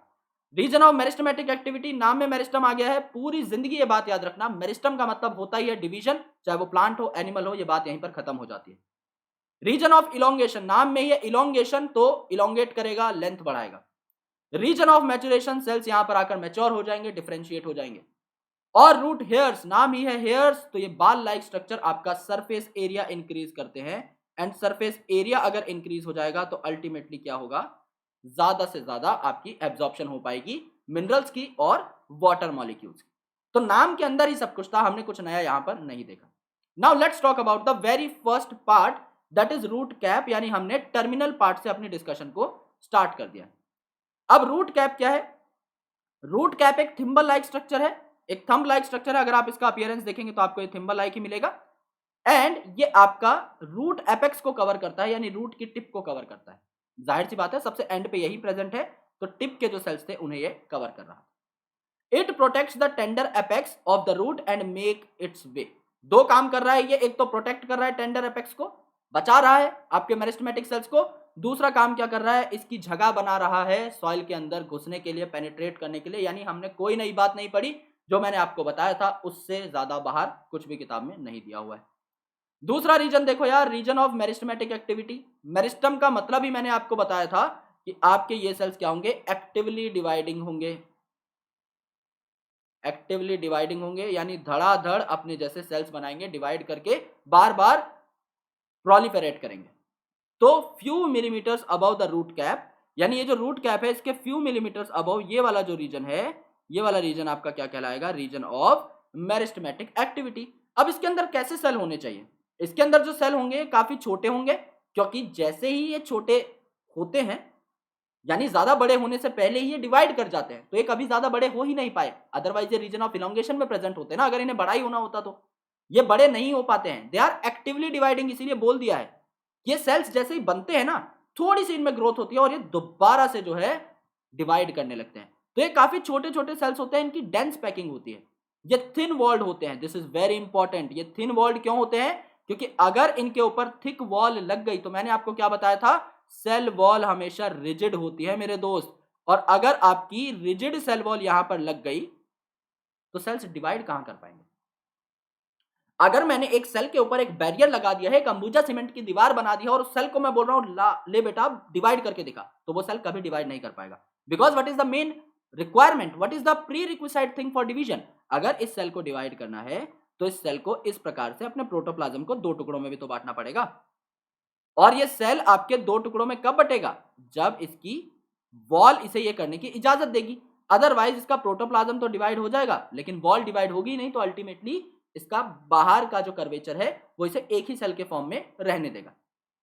तो अल्टीमेटली आपको क्या करना है? अल्टीमेटली आपको इसकी वॉल को पक्का होने से पहले, यानी थिक वॉल डेवलपमेंट से पहले ही आपको सेल को डिवाइड कर लेना है। और तीसरी चीज, इसके अंदर डेंस प्रोटोप्लाज्म रहता है। डेंस प्रोटोप्लाज्म क्यों? क्योंकि इसके अंदर चाहिए भाई एनर्जी। सेल डिवाइड कर रहे हैं तो फ्री में तो करेंगे नहीं, it is an energy requiring process. और एनर्जी कहां से आती है? एटीपी से। और एटीपी में आप किसे यूटिलाइज करेंगे? प्रोटोप्लाज्म को यूटिलाइज करेंगे। सो अल्टीमेटली ये छोटे होते हैं क्योंकि इनका साइज बढ़ने से पहले इनका डिवीजन हो रहा है। ये थिन वॉल्ड होते हैं क्योंकि थिक वॉल अगर आ गई तो डिवाइड कर ही नहीं पाएंगे, because cell wall is rigid, it will not let the cells to divide properly and it will not let the cells to perpetuate at a greater pace। इनकी स्पीड कम हो जाएगी डिवीजन की। तीसरा डेंस प्रोटोप्लाज्म है क्योंकि energy की requirement होती है डिवीजन के लिए। तो ये सारी चीजें लॉजिकल समझ में आ गई होंगी। दे डिवाइड रिपीटेडली, नाम ही है मेरिस्टम, तो एक्टिवली डिवाइड करने का इनका काम। अब ये जो मेरिस्टमेटिक सेल्स रहते हैं ये आपके 2 प्रकार के रहते हैं, राइट? एक जो आपका समझ लीजिए, एक ये आपका बेसिक स्ट्रक्चर है एक प्लांट का जब वो ठीक से ग्रो नहीं हुआ है, तो इसमें जो इनिशियल सेल्स होते हैं इन्हें आप क्या बोलते हो? इन्हें आप बोलते हो मेरिस्टेमेटिक सेल्स। तो यहां पर जो सेल्स हैं दोस्त, इन्हें आप कहते हैं shoot apical meristem cells. Shoot apical meristem, जो कि शूट की टिप पर प्रेजेंट रहते हैं। एंड यहां जो सेल है इन्हें आप क्या कहते हो? रूट एपिकल मेरिस्टम, जो कि रूट की टिप पे प्रेजेंट रहते हैं। तो इन्हें आप बोलते हो सैम और इन्हें आप बोलते हो रैम। तो रैम सैम क्या करते हैं? रैम सैम रूट और शूट की लेंथ बढ़ाते हैं, तभी तो प्लांट में ग्रोथ होगी ना। तो ये जो प्राइमरी ग्रोथ होती है प्लांट में, यानी जो इनिशियल इलोंगेशन होती है, कौन कराते हैं? ये शूट एपिकल मेरिस्टम और रूट एपिकल मेरिस्टम कराते हैं। अब क्वेश्चन क्या बनता है? क्वेश्चन ये बनता है कि शूट एपिकल मेरिस्टम किस साइड में सेल्स बढ़ाता है, ऊपर की साइड या नीचे की साइड? देखो मेरे भाई, अगर ये शूट के एपेक्स पे प्रेजेंट है तो ये ऊपर की साइड क्यों ही ग्रोथ कराएगा? ऊपर की साइड तो हवा है, सबसे एंड पे तो एक प्लांट के शूट एपिकल मेरिस्टम ही प्रेजेंट है। तो ये क्या करता है? यहां सेल्स ग्रो करता है, यहां सेल्स बढ़ाता है। तो आपका शूट एपिकल मेरिस्टम कहां सेल्स ऐड करेगा? नीचे की साइड, जिससे कि शूट की लेंथ बढ़ जाए। और रूट एपिकल मेरिस्टम अब रूट कैप में तो सेल देगा नहीं, या फिर रूट के अंदर तो सेल नहीं देगा। नीचे की साइड, नीचे की साइड तो मिट्टी है, ग्रोथ का कोई स्कोप ही नहीं है। ये आपका ऊपर की साइड सेल्स को इंक्रीज करता है। तो रूट एपिकल मेरिस्टम कहां सेल्स ऐड करेगा? ऊपर की साइड। तो जो रूट है वो नीचे से ऊपर की साइड सेल्स बना रहा है और जो शूट है वो ऊपर से नीचे की साइड सेल्स बना रहा है। इसी वजह से प्लांट की जो प्राइमरी ग्रोथ है ये हो जाती है। जो इनिशियल ग्रोथ है, यानी लंबाई जो बढ़ती है, लेंथ जो बढ़ती है एक प्लांट की, वो इन्हीं रैम और सैम की वजह से बढ़ती है, जिसको आप अगले चैप्टर में डिटेल में देखेंगे। बट मैंने यहां पर बता दिया है जिससे कि आपको इनका बेसिक जो रोल है वो ठीक तरीके से क्लियर हो जाए, राइट? अगला देखो यार, अगला जो रीजन है ये क्या होने वाला है? अगला रीजन होगा आपका रीजन ऑफ इलोंगेशन। तो रीजन ऑफ इलोंगेशन, नाम ही है अगर इलोंगेशन, तो सेल्स लंबे लंबे होंगे, इसमें तो किसी को कोई डाउट नहीं है। तो the region just above that is proximal to the meristematic region is region of elongation. सबसे डिस्टल रीजन कौन सा था? Root cap. डिस्टल मतलब एकदम एंड पे। फिर इससे प्रॉक्सिमल कौन था? Region of meristematic activity. इससे प्रॉक्सिमल होगा आपका रीजन ऑफ इलोंगेशन। तो हम सही तरीके से मूव कर रहे हैं, तो ये बात करेक्ट है। Here the cells undergo rapid elongation and enlargement। Cell आपके लंबे लंबे हो जाते हैं, इसमें कोई दिक्कत नहीं है। लंबे लंबे हुए तो क्या रूट की लेंथ बढ़ेगी? बिल्कुल बढ़ेगी, रूट की लेंथ बढ़ गई, यानी कुछ याद ही नहीं करना पड़ा, जो हमें पहले से पता था वही चीजें यहां पर हमने देखी। अब इलोंगेशन के बाद ये जो सेल्स लंबे लंबे हुए हैं ना, इनमें मैचुरेशन हो जाएगी। तो यहां पर आएगा region of maturation. Region of maturation में क्या हुआ? ये रीजन अब और प्रॉक्सिमल है टू द इलोंगेशन जोन, तो सबसे डिस्टल था रूट कैप, उसके बाद प्रॉक्सिमल में आया मेरिस्टेमेटिक, उसके बाद प्रॉक्सिमल में आया इलोंगेशन। अब और प्रॉक्सिमल कौन हो गया है? Region of maturation. यहां सेल्स डिफरेंशिएट हो जाएंगे, यानी इन्हें कोई ना कोई फंक्शन मिल जाएगा एंड यहां पर मैच्योर हो गए, क्योंकि नाम ही क्या है? Region of maturation. अब एक बात गौर से सुनो, रीजन ऑफ मैच्योरेशन और रीजन ऑफ मेरिस्टम में फर्क क्या है? रीजन ऑफ मेरिस्टम में जो सेल वॉल है वो थिन है, क्योंकि इन्हें बार बार डिवाइड करना है। लेकिन जब एक बार सेल डिफरेंशिएट हो जाता है ना, तो इसकी सेल वॉल क्या हो जाती है? थिक हो जाती है, क्योंकि अब आपके सेल को एक पर्टिकुलर काम मिल गया है। और ये जो डिफरेंशिएटेड सेल्स होते हैं, ये यूजुअली दोबारा डिवाइड नहीं करते। तो एक सेल्स को अब कंफर्म हो गया है कि हाँ भाई हमें और डिवीजन नहीं करना है, तो आप हमें हमारी पक्की वाली वॉल दे दो, जिससे कि हम जो है एकदम बढ़िया रिजिडिटी अपनी मेंटेन कर पाए, अपनी शेप वगैरह मेंटेन कर पाए। तो ये क्या करते हैं? पक्की सेल वॉल को अपने ऊपर लगा लेते हैं और अपना काम डिफरेंशिएशन के बाद ठीक तरीके से करने लग जाते हैं। जो भी इन्हें काम मिलता है उसमें ये संतुष्ट रहते हैं। और इनके ऊपर क्या? Root hairs. तो अगला जो रीजन है ये क्या होगा? ये आपका रूट हेयर रीजन हो जाएगा। यानी यहां पर क्या है? वेरी फाइन यानी पतले पतले, डेलिकेट यानी नाजुक, कोमल, थ्रेड लाइक स्ट्रक्चर्स आ जाते हैं, जो कि आपके एपिडर्मल रीजन से ओरिजिनेट होते हैं। ओके, यानी यहां पर देखो, रीजन ऑफ इलोंगेशन के बाद यानी रीजन ऑफ मैच्योरेशन के अंदर जो रूट हेयर है ये आपको देखने को मिलते हैं। ओके, रीजन ऑफ मैच्योरेशन में आपको देखने को मिलते हैं, जो कि पतले पतले और आपके लंबे होते हैं। The increases the surface area for absorptive purposes. So water और मिनरल्स एब्जॉर्ब करने का काम किसका है? आपका सॉइल से रूट हेयर्स का काम। तो ये आपके रीजन्स ऑफ रूट है कि एक रूट में क्या क्या पाया जाता है। तो सबसे टर्मिनल यानी डिस्टल क्या मिला आपको? रूट कैप, उसके बाद मेरिस्टेमेटिक रीजन, इलोंगेशन रीजन, चौथा मैच्योरेशन रीजन, और पांचवा मिल गया आपको रूट हेयर, जो कि रीजन ऑफ मैच्योरेशन का ही एक पार्ट है। अब बात करते हैं मॉडिफिकेशंस ऑफ रूट की।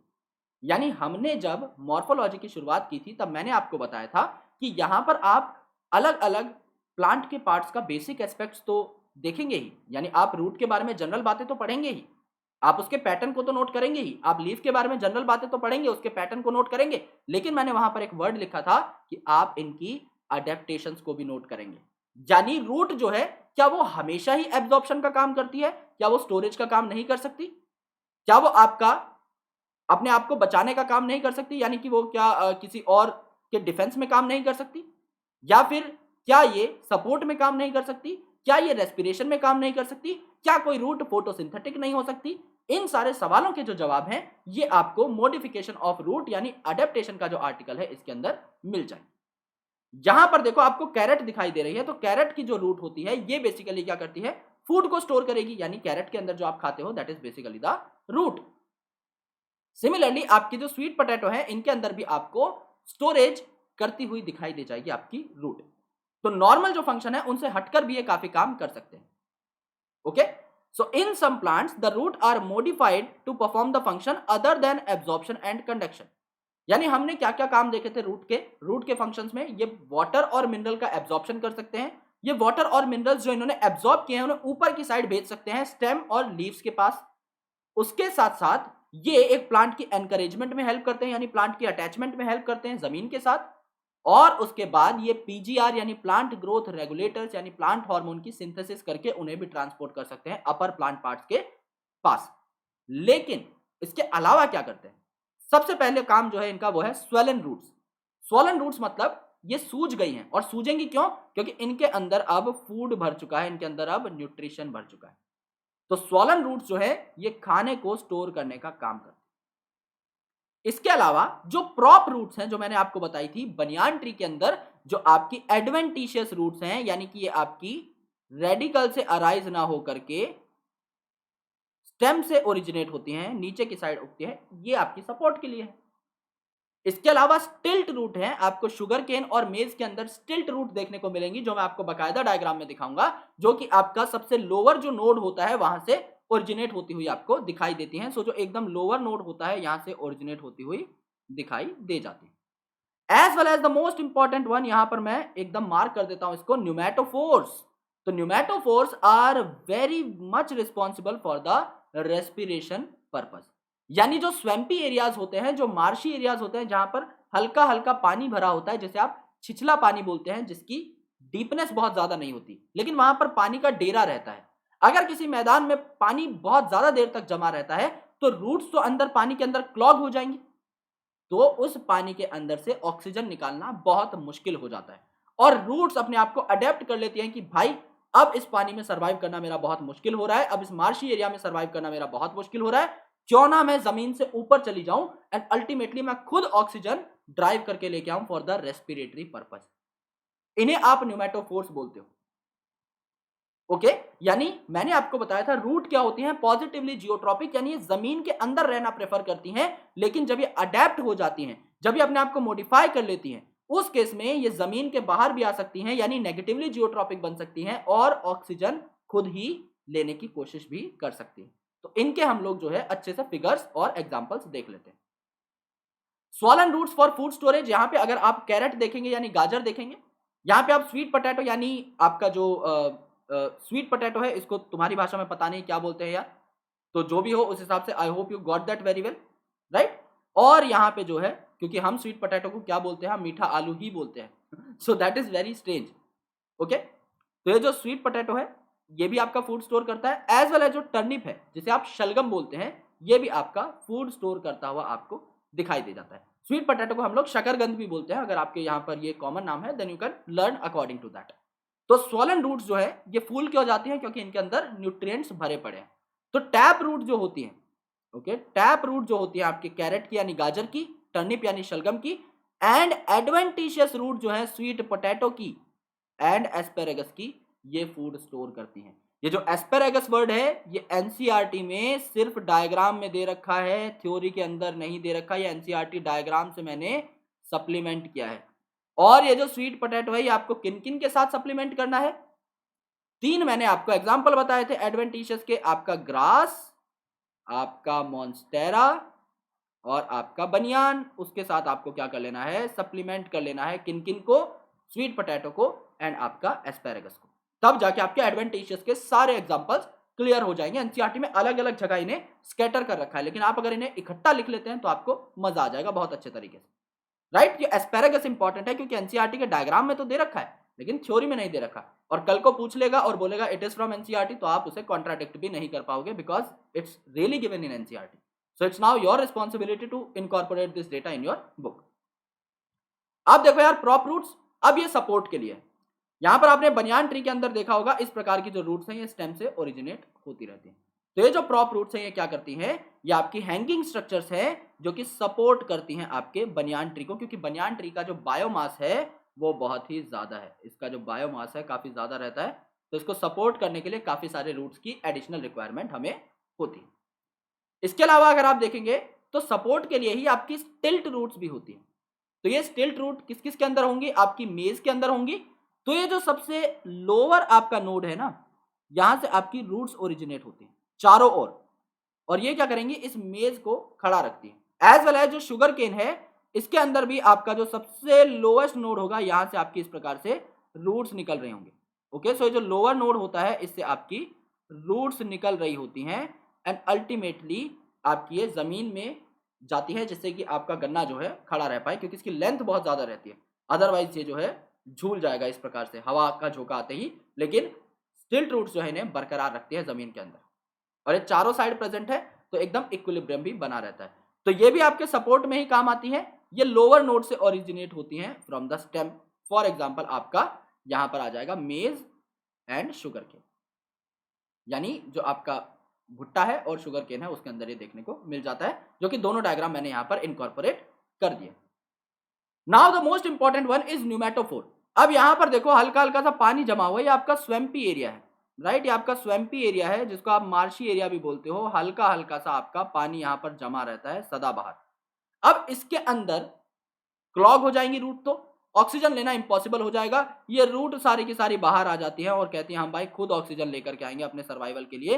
तो ये क्या करती हैं, आपकी नेगेटिवली जियोट्रॉपिक बन जाती है, नेगेटिवली जियोट्रॉपिक बन जाती हैं, उल्टा काम करने लगती हैं एकदम, धरती की तरफ ना जाकर के उल्टी डायरेक्शन में ग्रेविटी से अपोजिट ग्रो करने लग पड़ी हैं, तो इसलिए इन्हें नेगेटिवली जियोट्रॉफिक रूट कहा जाता है। So the root that come out of the ground and grow vertically upward, सीधी सीधी उग रही हैं टू गेट ऑक्सीजन। सिर्फ आपको ये याद करना है कि ये रेस्पिरेशन के लिए ऑक्सीजन लेने आती हैं, जिससे कि अपने अंदर प्रेजेंट न्यूट्रिएंट्स को तोड़ सकें और एटीपी बना सकें, एनर्जी तैयार कर सकें। उसके लिए ये अपना जो मटेरियल है यानी ऑक्सीजन लेने आई हैं फॉर द ऑक्सीजनेशन ऑफ और for the oxidation of food materials. ये आपका देखने को मिलता है राइजोफोरा के अंदर। तो न्यूमेटोफोर्स कहां देखने को मिलते हैं? राइजोफोरा के अंदर, जो स्वैम्पी और मार्शी एरियाज में ग्रो करता है। तो ये बहुत बहुत इंपॉर्टेंट है, राइजोफोरा और न्यूमेटोफोर। इन वर्ड्स को आपको देखना है। तो फोरा और फोर वर्ड तो आपका कॉमन ही है। ओके, तो राइजोफोरा जो है इसका बेहतरीन एग्जांपल है और बढ़िया मॉडिफिकेशन है एकदम, जो कि आपकी रेस्पिरेशन के लिए।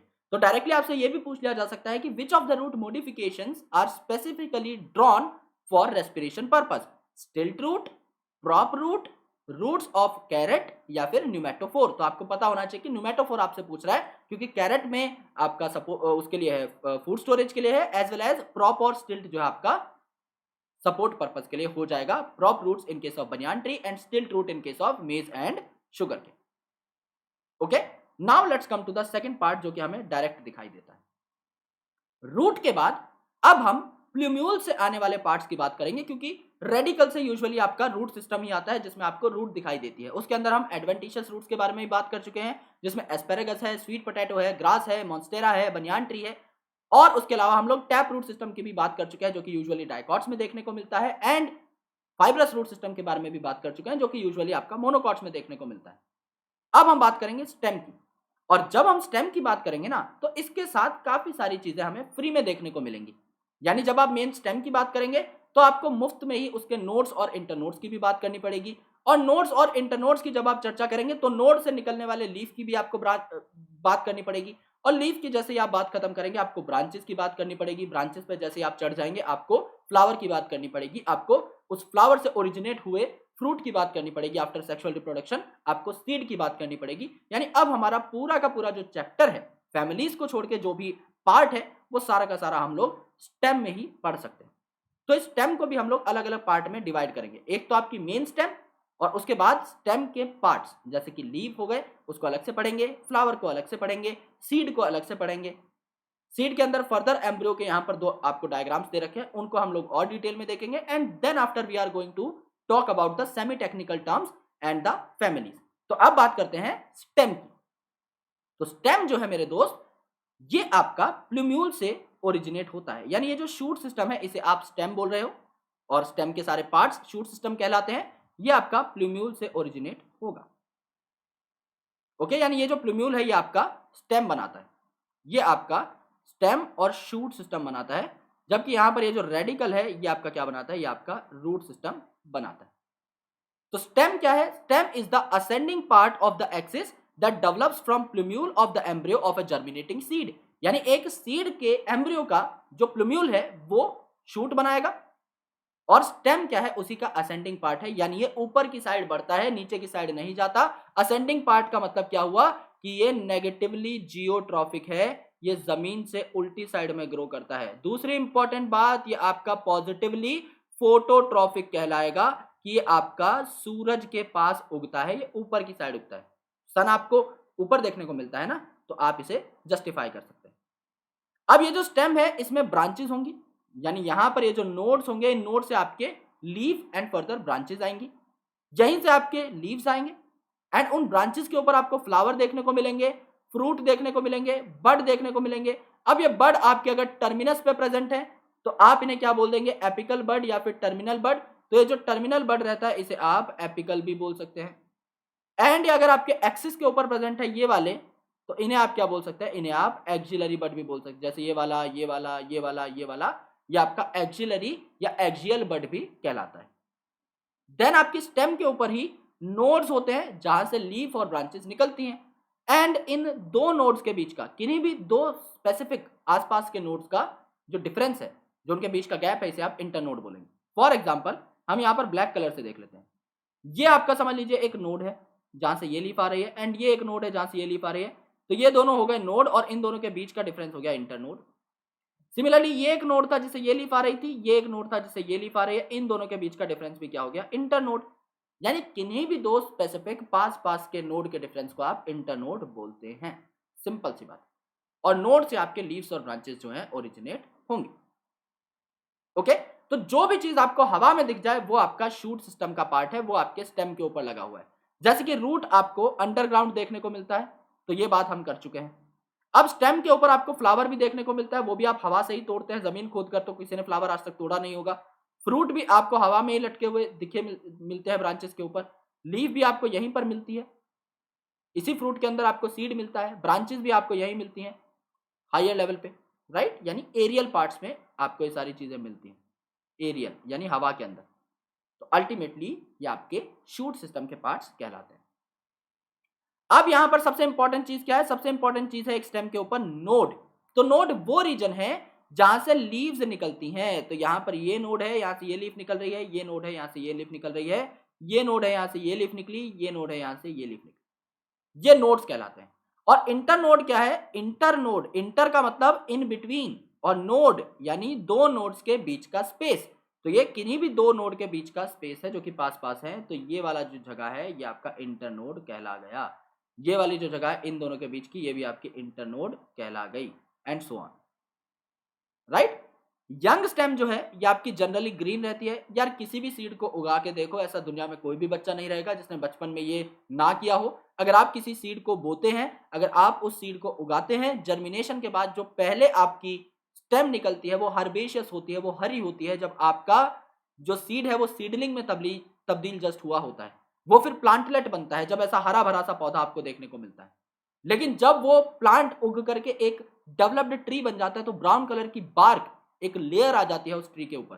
तो अल्टीमेटली जो ग्रीन हर्बेशियस स्टेम है ये आपकी बाद में वुडी हो जाती है और डार्क ब्राउन हो जाती है, क्योंकि उसके ऊपर आपकी क्या आ चुकी है? बार्क की लेयर आ चुकी है। तो ये सारी बातें जनरल, इसको आपको नहीं पढ़ना है, इससे कोई कुछ पूछेगा भी नहीं। ओके, अब फंक्शंस ऑफ स्टेम। अब ये क्या है? नॉर्मल फंक्शन है कि नॉर्मली आपका स्टेम क्या कर रहा है। जैसे रूट के नॉर्मल फंक्शन क्या थे कि वाटर और मिनरल की कंडक्शन कर रहा है, एब्जॉर्प्शन कर रहा है, आपका कभी कभी राइट पीजीआर बना करके ऊपर भेज दे रहा है, राइट। ये सारे काम यूजुअल थे, लेकिन स्टोरेज, सपोर्ट, रेस्पिरेशन ये उसके अनयूजुअल काम थे। तो यहां पर भी आप अगर यूजुअल काम देखें स्टेम के, तो यूजुअल कामों में क्या आया? स्प्रेडिंग आउट ब्रांचेस, यानी जो भी ब्रांचेस है ये नोड से अराइज होंगी। तो जो भी ब्रांचेस होंगे उनके ऊपर लीव्स भी मिलेंगे, फ्लावर्स भी मिलेंगे, फ्रूट्स भी मिलेंगे। तो ये तो आपके स्टेम का काम है। स्टेम ही ये सारी चीजें बियर करके रखता है, चाहे वो आपका लीफ हो, फ्रूट हो, फ्लावर हो, ये सारी चीजें स्टेम के ऊपर ही आपको देखने को मिलती। तो ये हम सबको पता है, याद करने की जरूरत नहीं है, हम ऑलरेडी काफी बार पढ़ चुके हैं। It conducts water, minerals and photosynthates, यानी वाटर और मिनरल जो रूट ने एब्जॉर्ब किया। नाउ रूट जो थी इसने एब्जॉर्ब किया है वाटर और मिनरल, लेकिन ऊपर पत्ते तक पहुंचने के लिए उस वाटर और मिनरल को कंडक्शन का सामना करना पड़ेगा। तो ये क्या करते हैं? कंडक्ट करते हैं इन वाटर और मिनरल्स को ऊपर की साइड। यहां तक तो आपकी रूट है, लेकिन अब इसके ऊपर तो आपका स्टेम पार्ट है ना, जो कि इनको कंडक्ट करने का काम कर रहा है। तो स्टेम क्या करता है? वाटर और मिनरल्स को जाइलम के थ्रू, जाइलम क्या करता है? वाटर और मिनरल को ट्रांसपोर्ट करता है, जाइलम के थ्रू पहुंचाता है लीव्स तक, स्टेम के अपर पार्ट्स तक। तो यहां से आपका वाटर और मिनरल गया, आपका वाटर और मिनरल आपके लीफ वाले एरिया में चले गए। अब लीफ क्या करता है? लीफ आपका फोटोसिंथेसिस करता है। अगर लीफ फोटोसिंथेसिस करेगा तो खाना यहां बनेगा ना। अगर खाना यहां बनेगा तो रूट तक खाना पहुंचाने का काम कौन करेगा? अब रूट तो फोटोसिंथेसिस कर नहीं सकती बिकॉज इट्स नॉट ग्रीन। तो लीफ आपका जो बना हुआ खाना है इसको फ्लोएम के थ्रू लेकर के आपका रूट तक और बचे हुए स्टोरेज ऑर्गन्स तक पहुंचाता है वाया फ्लोएम। तो फ्लोएम आपका क्या करता है? ये फूड का ट्रांसपोर्ट करता है, फूड ट्रांसलोकेशन करवाता है। तो जहां से फूड बना है वहां से आएगा अलग अलग पार्ट्स में। और एब्जॉर्प्शन के केस में उल्टा है, जहां पर एब्जॉर्प्शन हुई है यानी रूट में, वहां से ऊपर की साइड जाएगा। तो डायरेक्शन अपोजिट हो गई ना। जो वाटर और मिनरल्स हैं नीचे से एब्जॉर्ब हो रहे हैं, ऊपर की साइड जा रहे हैं। और आपका जो फूड है वो यूजुअली लीफ में बनेगा, जो ऊपर की साइड होती है, वहां से रूट की साइड आता है और कुछ स्टोरेज ऑर्गन्स के पास भी जाता है। तो ये पूरा तामझाम भी आपका स्टेम ही संभालता है। तो कंडक्शन का काम आपका यहां पर होगा। Some stems help in food storage, काफी सारी ऐसी स्टेम्स हैं जो कि फूड को स्टोर करती है, अगेन स्वेलन होकर के। सपोर्ट में तो देखो काम करेंगी, क्योंकि यही आपका मेन फ्रेमवर्क है जिसके ऊपर पूरा प्लांट टिका हुआ है। प्रोटेक्शन में यानी काफी बार ये क्या करेंगी? थॉर्न्स वगैरह बना लेंगी, कांटे वगैरह बना लेंगी, जिससे कि जो हर्बीवोर है जो कि प्लांट को खाने आते हैं उनको काटे चुभ जाए और वो इसे ना खा पाए।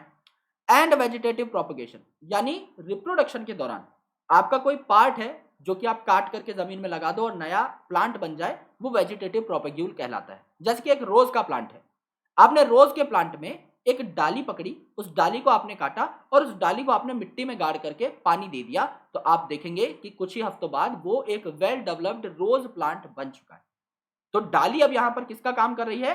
डाली यहां पर वेजिटेटिव प्रोपग्यूल का काम कर रही है। यानी वेजिटेटिव प्रोपग्यूल का काम करने का मतलब यह है कि वो पूरे के पूरे प्लांट को रीजनरेट करवा देगी, जैसे कि रोज के अंदर। ओके, तो स्टेम के भी अलग अलग काम होते हैं। अब मॉडिफिकेशन ऑफ स्टेम, अब नॉर्मल काम से हटके ये क्या करेगी? फूड स्टोरेज कर सकती है, काफी अलग अलग टाइप की। स्टेम टेंड्रिल जो कि इनको चढ़ने में हेल्प करेगी।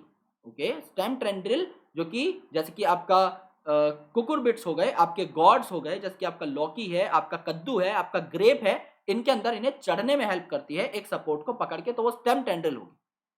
थॉर्न यानी कांटे हैं जो कि प्रोटेक्शन में हेल्प करेंगे, जैसा मैंने आपको बताया था कि कोई अगर इन्हें खाने के लिए आ रहा है तो उनको दूर भगा देंगे, जैसे कि आपका बोगनवेलिया और सिट्रस के अंदर देखने को मिलता है। फाइलोक्लेड यानी ये मॉडिफाई हो जाएंगे और ये फोटोसिंथेसिस करने लग पड़ेंगे, जो कि ओपुंशिया के केस में यानी कैक्टस के केस में आपको देखने को मिलता है। देन स्टोलन जो कि आपको मिंट या जैस्मिन के केस में देखने को मिलता है। ऑफसेट जो कि आपको वाटर हायासिंथ के केस में देखने को मिलता है और उससे जो रिलेटेड एक्वाटिक प्लांट्स है जैसे पिस्टिया वगैरह उनके अंदर देखने को मिलेगा। एंड सकर जो कि आपको पाइनएप्पल बनाना क्राइसेंथेमम के अंदर देखने को मिलता है। इन सब की डेफिनेशन पढ़ेंगे और इन सब के एग्जांपल पढ़ेंगे विद डायग्राम्स, जिससे कि आपको याद भी हो जाए कि ये होते क्या है। Right, so let's start the modification of stem. सबसे पहला जो मॉडिफिकेशन है वो फूड स्टोरेज के लिए है कि ये फूड को स्टोर कर सकता है। तो जो अंडरग्राउंड स्टेम्स होती हैं, यानी काफी बार जो स्टेम है वो अंडरग्राउंड पाई जाती है, जैसे आलू जो है वो आपको लगता है उसकी जो एक्चुअल स्टेम है वो आपकी बेसिकली ऊपर वाली है, लेकिन इसके स्टेम के कुछ पार्ट्स आपको अंडरग्राउंड पोर्शन पर भी देखने को मिलते हैं जो कि मॉडिफाइड स्टेम कहलाते हैं। तो आपका पोटैटो ट्यूबर जो है इट इज मॉडिफाइड स्टेम, यानी आलू जो आप खाते हो मॉडिफाइड स्टेम है। सिमिलरली जिंजर जो आप खाते हो इसका जो राइजोम है जिससे इनकी ग्रोथ होती है ये आपके मॉडिफाइड स्टेम है।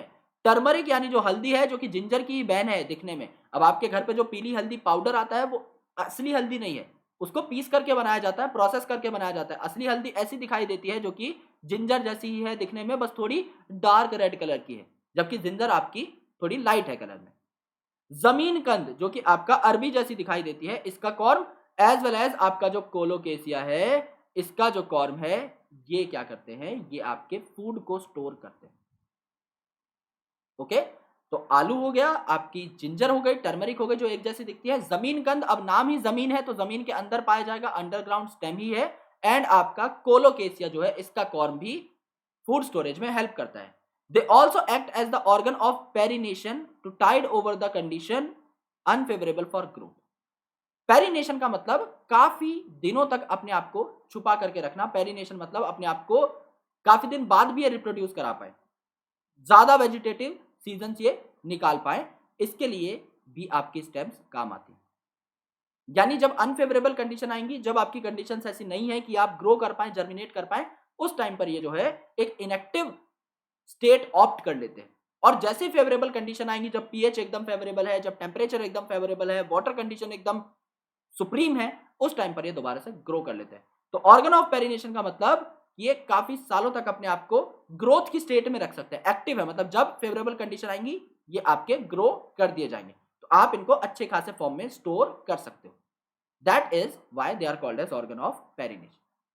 स्टेम टेंड्रिल, अब देखो यार एक बात यहां पर बता देता हूं एडवांस में, स्टेम टेंड्रिल और लीफ टेंड्रिल में फर्क है।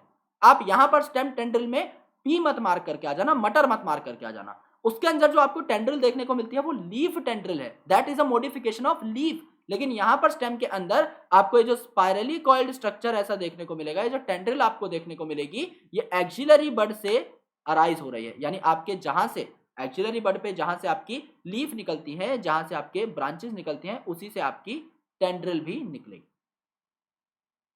ओके, एपिकल बड से अगर निकलेगी तो पूरे प्लांट के अंदर एक ही टेंड्रिल होगी। अगर मेरे भाई देखो ये आपका एक प्लांट है, इस प्लांट के अंदर ये एक नोड है, ये एक नोड है, ये एक नोड है, ये एक नोड है, और ये आपका एपेक्स है। अगर समझ लो इसमें सिर्फ एपिकल बड से ही टेंड्रिल निकले तो इसमें एक ही टेंड्रिल होगी, लेकिन अगर इससे एक्सिलरी बड से टेंड्रिल निकलेगी तो 4 टेंड्रिल होंगी ना। हमें तो यहाँ पर ज्यादा सपोर्ट चाहिए, तो इसीलिए क्या होता है, आपकी एक्सिलरी जो होती है इनसे टेंड्रिल निकलती है, एक्सिलरी बड से टेंड्रिल निकलती है। बात समझ में आई? It helps the plant to climb, आपका काम ही होता है टेंड्रिल्स का तो कि आपका एक जगह को, एक सपोर्ट को पकड़े और उसके ऊपर चढ़ जाए। एग्जांपल्स क्या है, जितने भी गॉड्स हैं, यानी आपका लौकी है, तोरई है, जो भी इसके फैमिली के मेंबर्स हैं, जैसे कि आपका खीरा हो गया, कद्दू हो गया, आपका वाटरमेलन यानी तरबूज हो गया, ये सारी जो चीजें हैं, ओके, जिसके साथ मैंने आपको बताया बॉटल गॉड हो गया यानी आपकी लौकी हो गई, इसके अलावा आपकी तुरई हो गई, ये सारे आपके गॉड फैमिली के मेंबर हैं।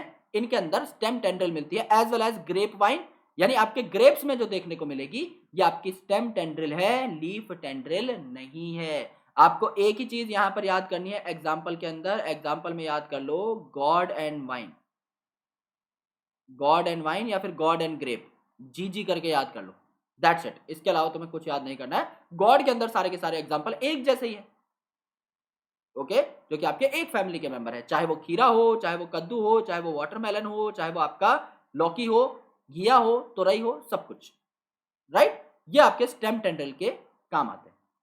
थॉर्न्स, थॉर्न्स यानी ऐसा पॉइंटेड स्ट्रक्चर बना लेंगे, कांटा बना लेंगे डिफेंस के लिए, यानी कोई अगर इन पर अटैक करने आए या फिर इनको खाने पीने आए तो इनके कांटे देख करके पहले ही दूर भाग जाए कि भाई इसको खाना अपने बस की बात नहीं है, खाम खा कांटे वाटे चुप जाएंगे। तो ये वुडी होते हैं क्योंकि स्टेम के पार्ट हैं, तो बहुत ज्यादा वुडी, बहुत ज्यादा थिक होते हैं, स्ट्रेट पॉइंटेड स्ट्रक्चर होंगे कांटे जैसे, जो कि एक्सिलरी बड से बनते हैं। अब दोबारा यार वही बात, क्या तुम चाहते हो एक प्लांट में एक कांटा हो, वो भी सबसे ऊपर? क्या ही फर्क पड़ेगा, नीचे से खा के चले जाएंगे सारे जानवर। एक प्लांट है 20 फीट का या फिर 10 फीट का, उसके एपेक्स के ऊपर एक कांटा है, तो उससे क्या ही फर्क पड़ जाएगा जानवरों को, ऊपर कांटा है तो है, नीचे से खा करके सारी वेजिटेशन भाग जाएंगे। तुम्हें चाहिए कि हर नोड के ऊपर, हर एक्सिलरी बड के ऊपर कांटा हो, राइट। तो कांटे में डेवलप हो जाते हैं, एक्सिलरी बड एक्सिल्स के ऊपर मल्टीपल होते हैं, इसलिए यही आपके टेंड्रिल्स में कन्वर्ट हो रहे थे, यही आपके थॉर्न्स के अंदर कन्वर्ट होंगे। They protect plants from browsing animal, ओंगे पोंगे एनिमल्स जो घूमते रहते हैं खाने की तलाश में, उन हर्बीवोरस ऑर्गेनिज्म से खुद को बचाने का काम करते हैं। एग्जाम्पल है आपके बीसी जो कि ऑल्टरनेट अल्फाबेट्स है, बी फॉर बोगेनविलिया जो कि आपको यहां पर मैं दिखा देता हूं, छोटे छोटे कांटे यहां पर आपको देखने को मिल रहे हैं ये, और सी का मतलब है सिट्रस, जो कि आपने देखा भी होगा खुद पर्टिकुलरली सिट्रस के प्लांट के अंदर। सो ये आपके दो एग्जाम्पल हैं, बोगेनविलिया एंड सिट्रस। अगला जो आपका मॉडिफिकेशन है ये आपका फाइलोक्लेड। फाइलोक्लेड का मतलब यहां पर जो स्टेम है ये आपका काम करने लग जाएगा लीफ की तरह, ओके। और यहां से क्वेश्चन आता है, क्या पूछा जाएगा वो मैं आपको बता दूंगा। So it is a green flattened fleshy या cylindrical stem containing chlorophyll for photosynthesis, यानी जो स्टेम है वो अब कन्वर्ट हो गया है क्लोरोफिल कंटेनिंग ऑर्गन के अंदर, यानी क्लोरोफिल कंटेनिंग ऑर्गन कौन सा होता है, लीफ ही तो होता है। तो यहां पर आपका काफी सारे ऐसे प्लांट्स हैं जो कि एरिड रीजन में पाए जाते हैं, यानी ऐसा रीजन जहां पर बहुत ज्यादा पानी नहीं है। तो यहां पर क्या करते हैं, ये प्लांट्स अपनी लीफ को त्याग देते हैं, और अगर लीफ त्याग देंगे तो खाना कैसे बनाएंगे, इनकी स्टेम कन्वर्ट हो जाती है इनटू लीफ। तो एरिड रीजन मतलब कि यहां पर लेस वाटर कंडीशन है, ओके, ड्राई कंडीशन है। और अगर ड्राई कंडीशन है तो इनकी लीफ जब तक इनके ऊपर थी तो बहुत ज्यादा वाटर लॉस हो रहा था, तो इन्होंने लीफ को तो एकदम रिड्यूस कर दिया, और इनकी स्टेम जो थी अब खाना बनाने के लिए अपने आप को मॉडिफाई करके हरी भरी कर चुकी है, तो ये खाना भी बना पा रहे हैं और इनमें वाटर भी लॉस नहीं हो रहा। इसीलिए आपके जो कैक्टस होते हैं यानी ओपुंशिया होते हैं, ये आपको डेजर्ट्स में देखने को मिलते हैं, इनमें फ्लैटेंड स्टेम होती है। अगर आप एक कैक्टस का सिर्फ इतना पार्ट देखो तो इतने पार्ट को आप 2D बोलोगे, ये फ्लैट होता है, यानी कैक्टस दिखने में लंबा हो सकता है। इस वाले पार्ट को देखो, चलो इस वाले पार्ट को देखो, ये कैक्टस कोई गोल थोड़ी है, ये कैक्टस दिखने में लंबा होता है लेकिन it's a 2D lamina like structure. अगर आपने कभी जिंदगी में कैक्टस देखा है तो उसकी मोटाई काफी कम होती है लेकिन ये फैला हुआ बहुत रहता है, तो ये आपकी फ्लैट स्टेम है, ये आपका 2D दिखाई देता है just like any other leaf. लेकिन यहां पर यूफोरबिया के केस में आपको देखो सिलेंड्रिकल दिखाई दे रहा है, राइट। यहां पर ये फ्लैट नहीं है, अब 2D नहीं है, अब ये सिलेंडर लाइक स्ट्रक्चर ले चुका है। तो आपसे अगर कोई पूछ ले कि सिलेंड्रिकल जो आपकी स्टेम होती है किसमें मिलती है, यूफोरबिया के अंदर, तो अब आपको डायग्राम याद हो जाना चाहिए, इसीलिए डायग्राम्स हर स्लाइड के अंदर लगाए गए, राइट। तो यहां पर देखो, यहां पर आपकी थोड़ी सी फ्लैटेंड जो है आपको देखने को मिलती है स्टेम्स, जबकि सिलेंड्रिकल स्टेम आपको देखने को मिलती है यूफोरबिया के अंदर। They are phylloclade. फाइलो का मतलब क्या रहता है, फाइलो का मतलब रहता है phyll, it means that they are leaf, because phyll word जो है यहां से उठाया हुआ है, जिसका मतलब ही होता है लीफ। यानी अब जो आपका स्टेम है ये लीफ लाइक काम कर रहा है, इसके अंदर क्लोरोफिल है, ये आपका बढ़िया तरीके से फोटोसिंथेसिस कर रहा है। अगला जो है ये है स्टोलन। अब स्टोलन जो है ये एक स्लेंडर लेटरल ब्रांच है, यानी ये एक ब्रांच है जो कि ओरिजिनेट हुई एक प्लांट से। अब ये जो है बेस ऑफ मेन एक्सिस से अराइज हुई, थोड़ी देर के लिए हवा में ग्रो करी, एंड उसके बाद जमीन पर जो है टच हो गई, और जैसे ही जमीन पर टच हुई इसके अंदर रूटिंग स्टार्ट हो गई, इसकी खुद की रूट्स जो है वो ओरिजिनेट हो गए और इसने नया प्लांट बना लिया। कहने का क्या मतलब है, ये आपकी एक स्टेम थी, ये प्लांट हुआ, ये आपकी एक स्टेम थी। इस स्टेम के किसी लोअर पार्ट के ऊपर से एक और जो आपकी ब्रांच है वो निकली। अब ये थोड़ी देर तो एरियली ग्रो करी, एरियली ग्रो करने के बाद ये जमीन पर टकरा गई, और जैसे ये जमीन पर टकराई ना, यहां पर नई रूटिंग हो गई, तो इसकी रूट्स तो यहां पर थी ही, यहां पर इसकी नई रूटिंग हो गई, और इसने क्या किया, यहां पर अच्छी खासी वेजिटेशन बना ली। तो स्टोलन आप किसे कहते हैं, स्टोलन मतलब पहले थोड़ी देर एरियली ग्रो करेगी एंड उसके बाद आपकी रूटिंग कर लेगी, इसे आपने क्या बोला, स्टोलन बोला, जिसके एग्जाम्पल क्या है, मिंट और जैस्मिन। मिंट और जैस्मिन के अंदर ये देखने को मिलता है। ओके, ये आपका स्टोलन। रनर वर्ड यूजुअली इसके लिए इस्तेमाल नहीं किया जाता, काफी किताबों में सेम है, काफी किताबों में अलग है, लेकिन रनर मैं आपको अलग से बताऊंगा। It is not accurate to call stolon as runner, वो बात गलत हो जाएगी। ओके, रनर अलग है, मैं आपको इसी लेक्चर में बताऊंगा। ऑफसेट, ऑफसेट क्या होता है, आपके कुछ प्लांट्स होते हैं जो एकदम धुआंधार रिप्रोडक्शन करते हैं, जिनमें से एक खतरनाक प्लांट है आपका आइसोर्निया, जिसको आप वाटर हायासिंथ भी कहते हैं। ये जो वाटर हायासिंथ है बंगाल में काफी फेमस हुआ था। इसका रिप्रोडक्टिव रेट इतना ज्यादा था क्योंकि वेजिटेटिवली रिप्रोड्यूस करता है। रिप्रोडक्टिव रेट इसका इतना ज्यादा था कि पूरे के पूरे लेक्स को, जहां पर भी स्टैंडिंग वाटर है, जहां पर भी आपका ठहरा हुआ पानी है, वहां पर उस पूरे इलाके को घेर लेता था कुछ ही वीक्स के अंदर। और सिंस ये पानी की ऊपरी सतह को कवर कर चुका होता था, तो ज्यादातर जो प्लांट्स थे जो उस तालाब के अंदर रह रहे थे, ज्यादातर जो मछलियां थी, उनको ऑक्सीजन नहीं मिल पाता था, because it is very competitive. ये सारी ऑक्सीजन, सारी सनलाइट खुद लेगा, तो उन प्लांट्स को, उन एनिमल्स को मार देता था। दैट्स व्हाई इसे टेरर भी कहा जाता था। लोग डरते थे कि भाई हमारे तालाब में कुछ भी आए, लेकिन आइसोर्निया ना आए, वाटर हायासिंथ ना आए। तो इसके इतने रैपिड रिप्रोडक्शन के पीछे की वजह क्या थी, इसका वेजिटेटिव प्रोपेग्यूल, जिसको आप ऑफसेट कहते हैं। तो ऑफसेट क्या है, ऑफसेट एक लिटरल ब्रांच है, यानी दोबारा एक प्लांट है, उसके ऊपर से एक लिटरल ब्रांच उगी। यहां पर इसके अंदर शॉर्ट इंटरनोड है, यानी इसके नोड्स जो है पास पास है। देखो यार, एक नोड ये है और एक नोड ये है। अब ये इंटरनोड कैसा हो गया, लॉन्ग हो गया ना, बीच में स्पेस अच्छा खासा है, लेकिन एक नोड ये है, एक नोड ये है, अब ये इंटरनोड शॉर्ट हो गया, तो इसे आपने क्या बोल दिया, शॉर्ट इंटरनोड बोल दिया, राइट। शॉर्ट इंटरनोड मतलब अब इसमें पास पास से चीजें ग्रो करेंगी। शॉर्ट इंटरनोड है और नोड पे से चीजें ग्रो करती हैं, ब्रांचेस ग्रो करती हैं, लीव्स ग्रो करती हैं, यानी इसके ऊपर थोड़े थोड़े डिस्टेंस में ही चीजें झटपट ग्रो कर लेती हैं, इसीलिए इसका रिप्रोडक्टिव रेट बहुत फास्ट था। तो एकदम क्लोज एसोसिएशन में चीजें ग्रो करने लग जाती हैं, क्लोज एसोसिएशन यहां पर हो जाती है। ओके, तो हर नोड जो है इस पे दो चीजें उगती हैं। ऊपर की साइड तो rosette of leaves, rosette of leaves मतलब रोज जैसी लीव्स, एकदम ऐसे फूल की तरह खिला हुआ, जैसे ये आपका आइसोर्निया है, ऐसी स्पेसिफिक लीव्स आपको देखने को मिलेंगी। और नीचे आपको देखने को मिलेगा टफ्ट ऑफ रूट, टफ्ट का मतलब होता है गुच्छा। तो आपको एक गुच्छा या ग्रुप ऑफ रूट्स, वहां पर बंच ऑफ रूट आपको देखने को मिलेगा। तो ये आपका बंच ऑफ रूट है, ये आपका टफ्ट ऑफ रूट है। यानी अगर आपका ये एक आइसोर्निया प्लांट है, इसके जस्ट पास एक लेटरल ब्रांच गई, उस लेटरल ब्रांच के थोड़ी सी दूरी पर नोड था, बिकॉज इंटर नोड शॉर्ट है, तो थोड़ी सी दूरी पर आपको एक ये नोड था, एक ये नोड देखने को मिल गया। इस नोड के ऊपर से फिर से एक आपका रोजेट ऑफ लीव्स निकला और एक गुच्छा ऑफ रूट यानी टफ्ट ऑफ रूट निकला। इसी हिसाब से डिवाइड करते जाएंगे, समझे। सिमिलर केस आपको देखने को मिलता है पिस्टिया में कि यहां पर भी आपका एक नोड था, यहां से एक लिटरल ब्रांच आई, थोड़ी सी दूरी पे इसने भी नोड बना लिया एंड अल्टीमेटली यहां पर गुच्छा ऑफ रूट्स और आपका ग्रुप ऑफ लीव्स देखने को आपको मिल गए। इनका असली डायग्राम देखो, कितनी प्यारी लीव्स हैं। इन प्यारी प्यारी लीव्स की वजह से ही आपके आइसोर्निया प्लांट को, जो कि एक बहुत घातक वीड साबित हुआ हमारे लिए, इसे इंडिया में इंट्रोड्यूस किया गया था। इसे इंडिया में इंट्रोड्यूस किया गया था, राइट। इसकी शेप ऑफ लीव्स की वजह से और ब्यूटीफुल फ्लावर्स की वजह से। सिमिलरली यहां पर जो है आपका पिस्टिया आपको दिखाया हुआ है, इसकी भी लीव्स की शेप काफी अच्छी मानी जाती है। सो पिस्टिया और आइसोर्निया जो कि एक्वाटिक है, इनके अंदर ऑफसेट देखने को मिलता है। सकर, अब सकर क्या होता है, आपने अगर मिंट और जैस्मिन का यहां पर स्टॉलन पढ़ लिया है तो सकर उसका उल्टा है। उल्टा कैसे है, सबसे पहले स्टॉलन देख के आओ बक्के।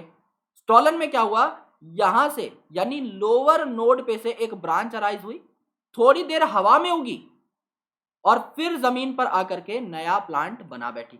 यानी थोड़ी देर पहले हवा में उगी फिर जमीन पे आई। अब इसमें क्या होगा, इसमें उल्टा होगा। सकर के अंदर सबसे पहले थोड़ी देर जमीन में उगी अंडरग्राउंड, फिर हवा में आई। यानी ये अगर ऊपर से नीचे आ रही है तो इट्स अ स्टॉलन, लेकिन अगर ग्राउंड से बाहर आ रही है तो ये आपका क्या हो जाएगी, सकर हो जाएगी। तो सकर में क्या है, जो लेटरल ब्रांच थी ये बेसल अंडरग्राउंड पोर्शन से अराइज हुई, यानी जमीन के अंदर से अराइज हुई और अंदर ही अंदर ग्रो करती रही और काफी देर बाद बाहर आई। यानी थोड़ी देर ये अंडरग्राउंड चली एंड उसके बाद एरियली देखने को मिली, उसके बाद एरियली देखने को मिली। बात समझ पा रहे हो, ये चीज आपको यहां पर डिफरेंस के तौर पे नोट करनी है सकर और स्टॉलन के अंदर। तो it grows horizontally beneath the soil, soil के अंदर चलती जा रही है, और ऑब्लिकली यानी इस प्रकार से सॉइल के अंदर चलती गई। ये आपकी सॉइल है, ये आपका मेन स्टेम है, तो सॉइल के अंदर चलती गई ऑब्लिकली, मतलब टेढ़ी जो है इस हिसाब से चल करके आई, एकदम सीधी नहीं आती इस हिसाब से। ऑब्लिक मतलब टेढ़ी, तो एकदम ऑब्लिक है, ऑब्लिकली चल करके आई, giving rise to a leafy shoot, यानी कि नया प्लांट आपका बन गया। यहां पर आपके एग्जांपल्स है पीसीबी। पीसीबी मतलब फिजिक्स केमिस्ट्री बायो नहीं, पी का मतलब पाइनएप्पल, सी का मतलब क्राइसेंथेमम, बी का मतलब बनाना। पीसीबी जो है इनमें सकर देखने को मिलता है। डन। चलो अगला देखो, रनर। रनर क्या होता है, रनर मतलब आपके underground stems of some plants, जैसे कि ग्रास है, स्ट्रॉबेरी है, तो ये आपको यूजुअली कहीं पर भी उगते हुए दिखाई दे जाएंगे। तो रनर्स आपके कहां भागते हैं, रनर्स आपके घासों पे ही तो भागते हैं ना, घास वाले मैदान में। और उन घासों के साथ साथ काफी एरिनाज में आपके स्ट्रॉबेरीज भी देखने को मिलते हैं। तो ग्रास और स्ट्रॉबेरी आप रनर पे ऐसे याद कर सकते हैं।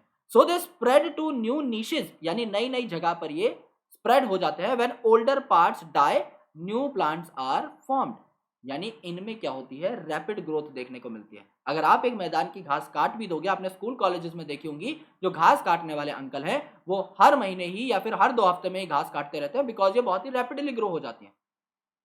ओके, क्योंकि इनमें इंटर कैलोरी मेरिस्टम मिलती है जो कि बीच बीच में प्रेजेंट होती है। तो अगर आपने इतनी घास को काट भी दिया है तो भी इसके अंदर यहां पर भी मेरिस्टम है, तो ये फटाक से दोबारा ग्रो कर लेगी। ओके, तो आपको इन्हें अगर जड़ से मिटाना है तो आपको उखाड़ के ही फेंकना पड़ेगा, लेकिन उसके अंदर भी अगर कोई पार्ट रह गया रूट का तो ये तब भी ग्रो कर जाएगी ऑप्टिमल कंडीशन मिलने के अंदर। तो ये रनर्स जो है इसीलिए आपके बहुत ही ज्यादा खास होते हैं। स्ट्रॉबेरी और जो ग्रासेस हैं ये रनर के एग्जांपल हैं, which are the major modifications of stem, जो कि इनकी परपेचुएशन में, इनकी ग्रोथ और रिप्रोडक्शन में हेल्प करते हैं। अब स्टेम के अंदर पहली चीज जो कि इसके नोड्स से अराइज होगी वो है लीफ। अब लीफ के बारे में बचपन से पढ़ते हुए आ रहे हैं।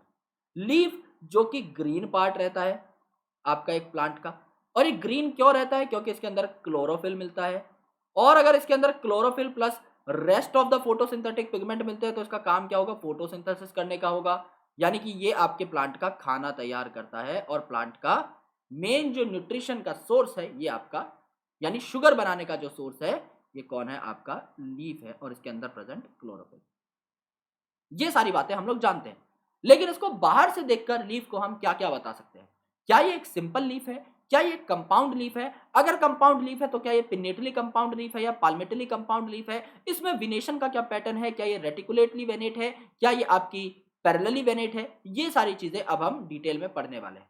लीफ के पार्ट कौन कौन से होते हैं? आपका लेमाइना क्या होता है, पेटियोल क्या होता है, लीफ बेस क्या होता है, स्टिप्यूल क्या होता है, एक्स स्टिपुलेट कंडीशन क्या होती है, ये सारी चीजें हमें लीफ के बारे में जाननी। तो अब लीफ की तह तक घुसेंगे एकदम अंदर और लीफ के जो मेजर पार्ट्स हैं उनको समझने की कोशिश करेंगे। सो लीफ जो है it is a lateral generally flattened structure. Lateral part से अराइज होता है स्टेम के, और ये आपका फ्लैटेंड स्ट्रक्चर है क्योंकि लेमाइना लाइक होता है, यानी ये 2D स्ट्रक्चर है, एक पेपर जैसा। तो इसकी मोटाई बहुत ज्यादा नहीं रहती लेकिन इसका सरफेस एरिया काफी ज्यादा रहता है, इसीलिए इसे फ्लैट स्ट्रक्चर बोला गया है। जैसे आपकी प्लेट्स होती है इन्हें फ्लैट बोला जाता है, आपका जो पेपर है इसे लमाइना बोला जाता है क्योंकि ये भी फ्लैट होता है, 2D स्ट्रक्चर आपका इसे कहा जा सकता है। ओके, और ये स्टेम पर बॉर्न होती है, कहां पर? आपके नोड्स के ऊपर। सो नोड के ऊपर जो है आपका कौन ओरिजिनेट होगा? लीफ ओरिजिनेट होगा। So it develops at the node and bears a bud in its axil, यानी आपकी लीफ जहां से ओरिजिनेट होगी ना उस एक्सिस के ऊपर, उस एक्सिल के ऊपर आपका बड भी होता है जिसे आप क्या बोलते हैं? एक्सिलरी बड बोलते हैं। तो यहां पर देखो ये आपका स्टेम का पार्ट है जिसे आपने नोड बोला, और इस नोड के ऊपर से लीफ अराइज हुई, लेकिन यहां पर जो छोटा सा बड है इसे आपने क्या बोला? एक्सिलरी बड बोला, क्योंकि एक्सिल के ऊपर प्रेजेंट था, एक्सिल ऑफ लीफ के ऊपर। अब बात समझ में आई इसे एक्सिलरी क्यों बोला? Because it is present on the axis. लेकिन एक ही डाली की टिप पर क्या प्रेजेंट होगा? टर्मिनल या फिर आपका एकदम टिप वाला बड प्रेजेंट होगा।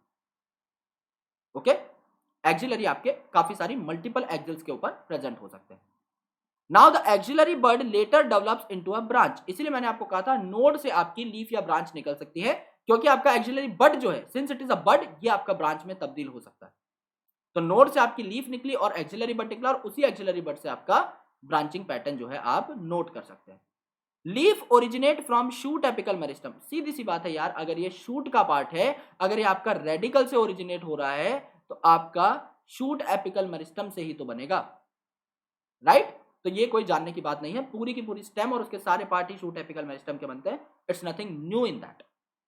लेकिन they are arranged in acropetal order, ये एक्रोपेटल ऑर्डर में अरेंज होते हैं। एक्रोपेटल ऑर्डर का मतलब होता है दोस्तों कि यंगेस्ट जो आपका है आपका plant part that is leaf in this case, वो आपका टिप के ऊपर प्रेजेंट रहेगा। तो आपने जब भी बचपन में लीफ बनाई है ऐसे ही बनाई होगी कि आपके सबसे नीचे बड़े लीफ, उससे ऊपर आपके छोटे लीफ, उससे ऊपर आपके और छोटे लीफ, एंड ये आपका टर्मिनल लीफ। तो यहां पर ये क्या है? ये आपके एज में बड़े हैं, ये आपके ओल्ड हैं, जबकि ये जो आपका यंग है ये आपका टिप के ऊपर प्रेजेंट है। तो यंग कहां प्रेजेंट है? टिप के ऊपर, जबकि ओल्ड कहां प्रेजेंट है? आपका बेस के ऊपर। इसे आप क्या कहते हैं? एक्रोपेटल अरेंजमेंट या एक्रोपेटल सक्सेशन। इसका जस्ट अपोजिट होता है बेसीपेटल सक्सेशन। बेसीपेटल मतलब जो यंग है वो बेस पर प्रेजेंट रहेगा। यंग अगर आपका बेस पर प्रेजेंट है, यंग अगर बेस पर प्रेजेंट है तो बेस का मतलब क्या है? बेस का मतलब होता है बेसीपेटल, ऐसे याद कर लो। बेसीपेटल, बेसीपेटल वर्ड ही कहां से उठाया हुआ है? बेस से, यानी आपका सबसे छोटे लीफ अब बेस पर देखने को मिलेंगे और बड़े वाले टर्मिनस पे, लेकिन ऐसी कंडीशन यूजुअली नहीं होती, लीफ के अंदर नहीं होती। They are important vegetative organs for photosynthesis, यानी खाना पीना बनाने के लिए रिस्पॉन्सिबल होते हैं, ये बात हम लोग ऑलरेडी जानते हैं। तो लीफ के 3 पार्ट होते हैं दोस्तों। सबसे पहले लीफ बेस। लीफ बेस मतलब ये वो जगह है जो कि लीफ को अटैच करेगी स्टेम के साथ। तो ये आपके स्टेम का पार्ट है, ये आपका नोड था जहां से लीफ उग रही है, ये लीफ का बेस है जो कि इसको अटैच करेगा किसके साथ? स्टेम के साथ। ये पेटियोल है। पेटियोल मतलब लीफ की जो डंडी होती है ना जो इसे स्टेम के साथ जोड़ती है, उसे आप पेटियोल बोलते हो, ये पेटियोल। एंड ये आपका जो मेन पार्ट है 2D पार्ट जो कि फोटोसिंथेटिक होता है, इसे आप क्या बोलते हो? इसे आप लीफ लमाइना बोलते हो, which is the main surface और the main 2D structure that it is going to have. Okay, अब यहां पर देखो सबसे सेंटर से जो यहां पर जाती हुई दिखाई देती है स्ट्रक्चर, इसे आप मिड रिब बोलते हो। Okay, so there are a lot of veins and veinlets in case of a leaf. ये जो सबसे सेंट्रल प्रोमिनेंट वेन होती है ना, सबसे मोटी वाली, इसे आप क्या कहते हो? मिड रिब, क्योंकि बीच से जाती है। मिड रिब क्योंकि ये मिडल होती है और सबसे प्रोमिनेंट होती है, सबसे ज्यादा दिखाई देती है। एंड इसके अलावा ये बची हुई सारी की सारी वेन्स रहती हैं और इन वेन से भी निकलती हुई आपकी वेनलेट्स दिखाई दे जाती हैं। तो वेन्स और वेनलेट आपकी यहाँ पर निकल सकती है। ओके, वेनलेट है, वेनिलेट लिख दिया। ओके, इसके अलावा यहाँ पर एक्सिलरी बड है, एक्सिल के ऊपर ये एक्सिलरी बड देखने को मिल सकता है। एंड यहाँ पर आपको क्या देखने को मिलते हैं, स्टिप्यूल्स देखने को मिलते हैं। जब आपका लीफ ग्रो करता है तो इसके साथ मुफ्त में 2 स्टिप्यूल भी आपको देखने को मिल सकते हैं। तो ये स्टिप्यूल क्या होते हैं, ये स्टिप्यूल्स यूजुअली प्रोटेक्शन का भी काम कर सकते हैं काफी बार, और ज्यादातर ये क्या होते हैं, फोटोसिंथेटिक भी होते हैं। ज्यादातर आपके फोटोसिंथेटिक भी होते हैं। तो ये फोटोसिंथेटिक नेचर के भी होते हैं, ये आपका प्रोटेक्शन करते हुए भी देखे जा सकते हैं आपके लीफ का इन द अर्ली स्टेजेस। अलग अलग काम इनके यहां पर हो सकते हैं। Okay, so these are the main parts of leaf. अब 3 मेन पार्ट क्या है, सबसे पहले लीफ बेस। लीफ बेस जो कि स्टेम के साथ अटैच रहेगा, स्टेम के साथ अटैच रहेगा। ओके, तो यहां पर देखो ये आपका लीफ बेस है जो इसे स्टेम के साथ अटैच कर रहा है। ये आपका पहला पार्ट हो गया। दूसरा पेटियोल। पेटियोल का मतलब ये वो डंडी है जो कि आपके लीफ बेस को अब लेमाइना से अटैच कर रही है।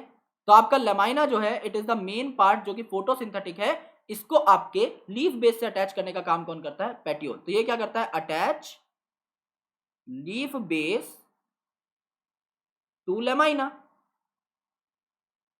और लेमाइना जिसको आप लीफ ब्लेड बोलते हो, ये क्या है, आपका मेन पार्ट है, main photosynthetic part, main photosynthetic part. Okay, ये आपका लेमाइना हो जाएगा।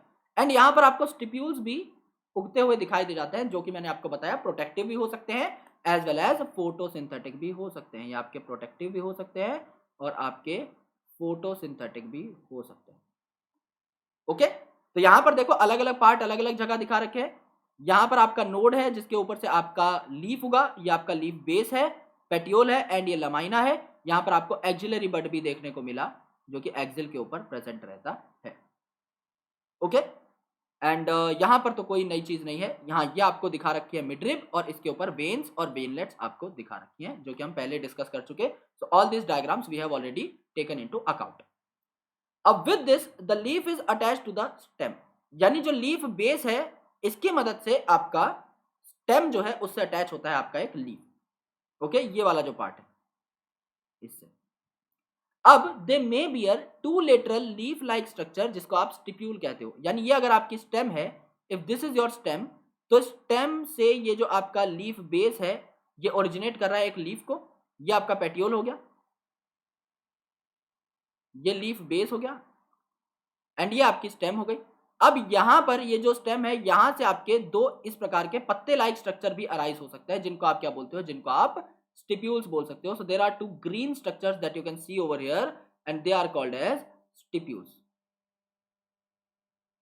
ओके, और इनका काम मैं आपको बता चुका हूं, प्रोटेक्शन या फोटोसिंथेसिस आपका इनका काम हो सकता है because they are also green in nature. In monocots the leaf base expands, यानी ये जो लीफ बेस है जो आपका अटैच कर रहा है इसको स्टेम से, लीफ को स्टेम से, ये काफी बार एक्सपेंड हो जाता है और पूरे के पूरे स्टेम को घेर लेता है। यानी समझ लो ये मेरा स्टेम है और ये जो उंगली है ये आपका लीफ बेस है।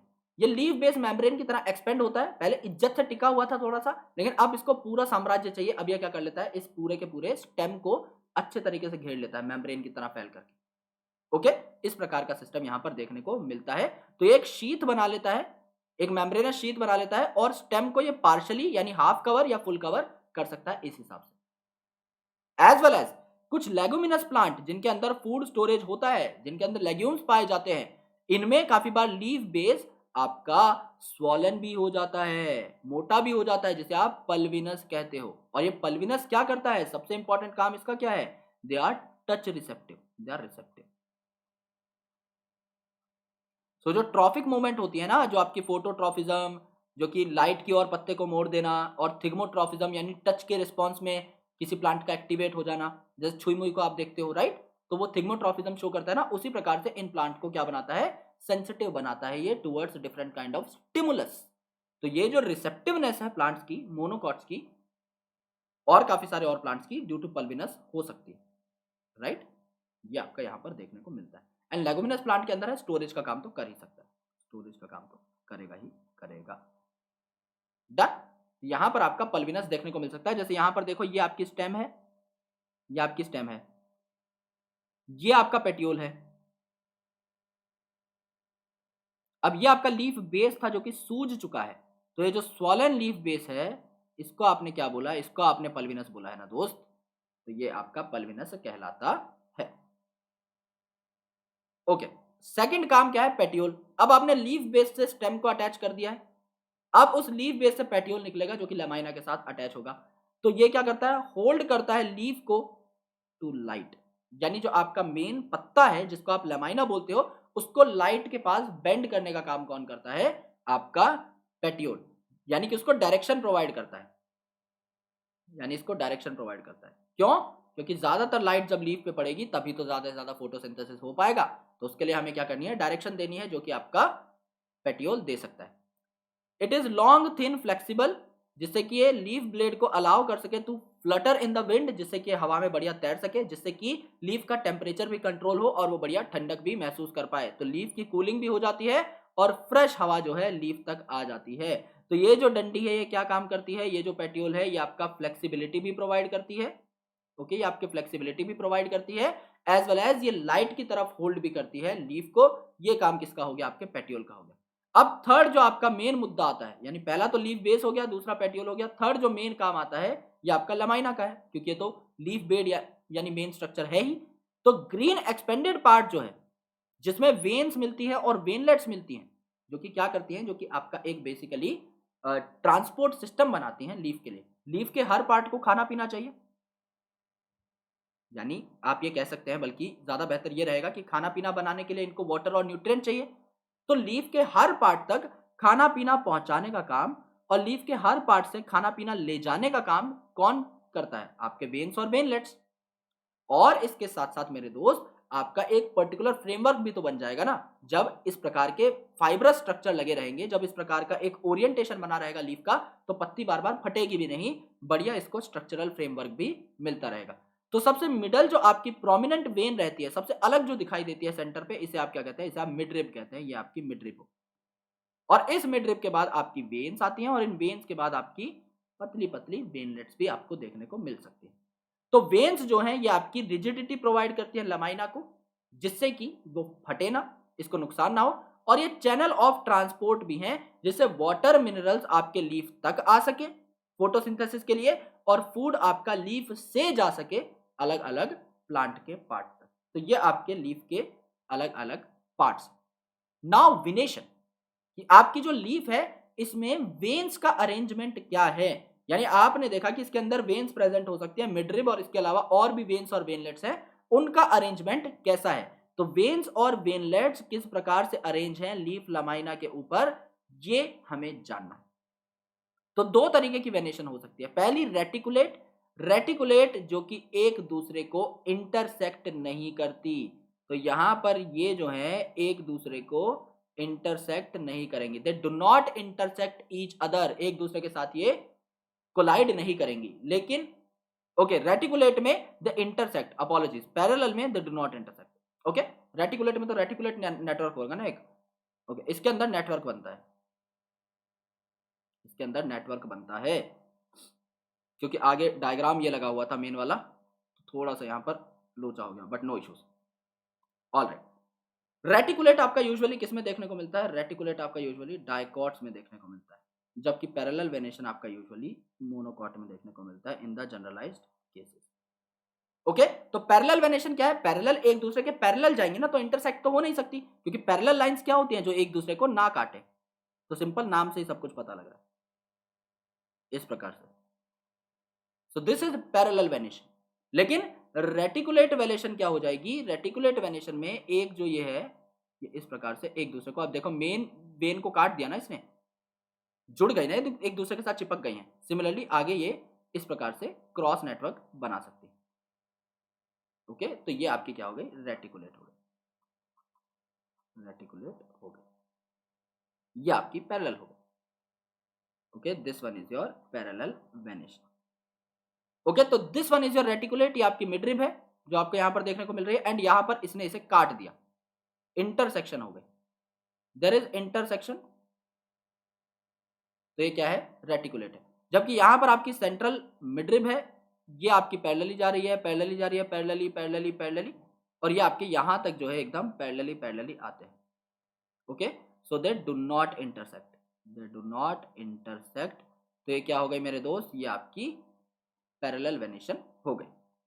राइट, जैसे यहाँ पर देखो एकदम क्लियर दिखा रखा है, सारी एक दूसरे के पैरेलल है, एक दूसरे को काटने की कोई गुस्ताखी यहाँ पर नहीं कर रही। केले का पत्ता आपको यहाँ पर दिखाया हुआ है, पैरेलल वेनेशन यहाँ पर देखने को मिलती है। तो रेटिकुलेट वेनेशन क्या है, यहाँ पर नेटवर्क बन जाता है वीन्स और वीनलेट्स का, जो कि यूजुअली डाइकॉट प्लांट में देखने को मिलता है। We have already seen that up. तो यहाँ पर आपकी मेन वेनलेट है, यहाँ पर आके टकरा गया। ओके, यानी मेन वेन थी जिसको मिडरिप बोल रहे थे, यहाँ पे वेनलेट्स आकर के टकरा गई, वेन्स आकर के टकरा गई, तो यहाँ पर इंटरसेक्शन देखने को मिली। लेकिन दूसरे में यानी पैरेलल में आपकी पैरेलली ही रन करेंगी वेन्स और वेनलेट, जो कि मोनोकॉट में यूजुअली देखने को मिलती है। यहाँ पर देखो इस प्रकार से बिल्कुल भी इंटरसेक्ट नहीं करी एक दूसरे के साथ, that is called as parallel venation. Okay, now types of leaf, there can be simple leaves and there can be compound leaves. तो इनके बारे में थोड़ा सा हम लोग डिस्कशन कर लेते हैं। Now, what are the different type of leaves? Leaves can be simple. Simple यानी कि जो leaves है वो ज्यादा कटी फटी ना हो, यानी कि इस प्रकार से आपने अगर एक लीफ बना दी तो वो सिंपल है, तो वो सिंपल है। ओके, और इसमें अगर इंसिजन्स हैं यानी कि थोड़े बहुत कट लगे हुए हैं तो वो कट मिडरिब तक ना पहुंचे तो ये सिंपल कहलाएगी। यानी सिंपल वेन सिंपल लीफ क्या है, इस प्रकार की लीफ, या फिर अगर इसमें थोड़े बहुत कटाव भी आ रहे हैं तो ये कटाव आपके मिड रिब तक ना पहुंचे, यानी लीफ आपकी फ्रेगमेंट में कन्वर्ट नहीं होनी चाहिए, तब तक वो सिंपल है। और कंपाउंड कैसे, समझ लो इतने ज्यादा कटाव आ गए, यहां पर एक पूरा कटाव आ गया यहां तक, फिर ऐसे लीफ आ गई, फिर ऐसे लीफ आ गई, फिर ऐसे लीफ आ गई, फिर ऐसे ऐसे, यानी मिड रिब तक पहुंच चुके हैं इंसिजन। अगर इंसिजन मिडरिब तक पहुंच चुके तो इसे आप अलग से एक लीफलेट गिन सकते हो, इसे अलग से लीफलेट गिन सकते हो, इसे अलग से लीफलेट गिन सकते हो, इसे अलग से लीफलेट गिन सकते हो। तो leaf is now getting converted into leaflet, क्योंकि जो इंसिजन थी, ये जो आपका खिंचाव था, ये मिडरिब तक पहुंच गया है। तो पत्ते के अब फ्रेगमेंट आपको साफ साफ दिखाई दे सकते हैं। तो पहले ये एक सिंगल पत्ती थी, राइट, लेकिन यहां पर देखो आपकी ये एक लीफलेट बन गई, एक ये पूरी लीफलेट बन गई, एक पूरी लीफलेट बन गई, एंड सो ऑन। राइट, ये आपको यहां पर देखना है, ये आपका सिंपल और कंपाउंड लीफ के अंदर का फर्क है। अब जो यहां पर बड देखने को मिलेगा, जो आपका एक्सिल के ऊपर बड रहता है, एक्सिलरी बड, ये आपका सिंपल लीफ में तो मिलेगा ही, क्योंकि लीफ जहां से ओरिजिनेट हो रही है स्टेम के पास से, वहां पर आपको ये लीफ देखने को मिलता है। सिमिलरली यहां पर जो लीफ ओरिजिनेट होगी स्टेम के पास से, यहां पर भी आपको एक्सिलरी बड देखने को मिलेगा, लेकिन ये आपको इनके ऊपर देखने को नहीं मिलेगा, यहां पर लीफलेट के ऊपर। No axillary bud on leaflet, क्योंकि लीफलेट तो किससे बने हैं, लीफ से ही तो बने हैं ना। अगर मेन लीफ के पास हो चुका है एक बार बड, तो हर लीफलेट के ऊपर थोड़ी होगा, क्योंकि यहां पर क्या हुआ है कंपाउंड के अंदर, यही लीफ तो आपकी कट गई है, और कुछ नया यहां पर कोई रॉकेट साइंस थोड़ी लगी है। तो अगर आप एक लीफ को काट देंगे तो उसके ऊपर अलग से ब्रांचेस थोड़ी डेवलप हो जाएंगी। So that's why leaflet doesn't contain any kind of axillary bud. अब कंपाउंड लीफ अगर कटता है, इंसिजन अगर मिडरिब तक पहुंचती है, तो वो इंसिजन किस हिसाब से पहुंची है ये भी मैटर करता है। पिनेटली कंपाउंड लीफ मतलब आपकी एक मेन पिन है, पिनेट में एक वर्ड आ रहा है पिन, आपकी एक मेन पिन है जिसको आप क्या बोलते हो, रैचिस। उस रैचिस के ऊपर, उस रैचिस के ऊपर आपकी सारी लीव्स मौजूद है, यानी सारे लीफलेट आपके एक ही सिंगल पिन लाइक रैचिस के ऊपर मौजूद है। इसे आप क्या बोलते हो, पिनेटली कंपाउंड लीफ। पामेटली में क्या होता है, पाम का मतलब क्या होता है, हथेली। जैसे आपके हथेली में पांचों उंगलियां इसी के अंदर फिक्स्ड है, एक हथेली के ऊपर। सिमिलरली यहां पर एक पॉइंट है जहां से लीफ कटता है, यहीं से आपके सारी लीफ ओरिजिनेट होती हुई दिखाई देती है। This is called as palmately compound. Palm का मतलब ये होता है आपकी हथेली। तो सारी चीजें आपको यहीं पर क्लियर हो जानी चाहिए।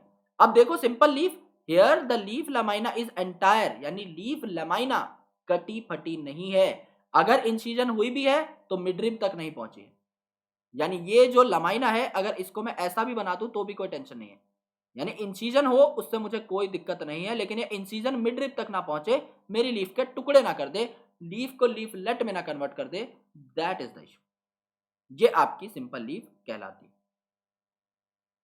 ओके, आगे देखो कंपाउंड लीफ में क्या होता है, here incisions of the lamina reach up to the midrib and number of leaflet यहां पर बन जाते हैं। जैसे ये आपकी एक लीफ थी, अब इस लीफ को मैंने ऐसे काटा तो एक लीफलेट बन गई, ऐसे काटा दूसरी लीफलेट बन गई, ऐसे काटा, तीसरी लीफलेट बन गई, ऐसे काटा, चौथी लीफलेट बन गई, ऐसे काटा, पांचवी लीफलेट बन गई। तो ये आपकी इस हिसाब की हो गई।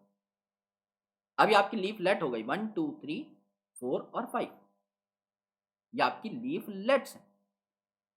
बट जो है आपको सिर्फ कहां देखने को मिलेगा, एक्सिलरी पोजीशन पर देखने को मिलेगा। यानी चाहे लीफ हो चाहे लीफलेट हो, जहां वो स्टेम से कनेक्टेड है सिर्फ उसी पोजीशन पर आपको बड देखने को मिलेगा।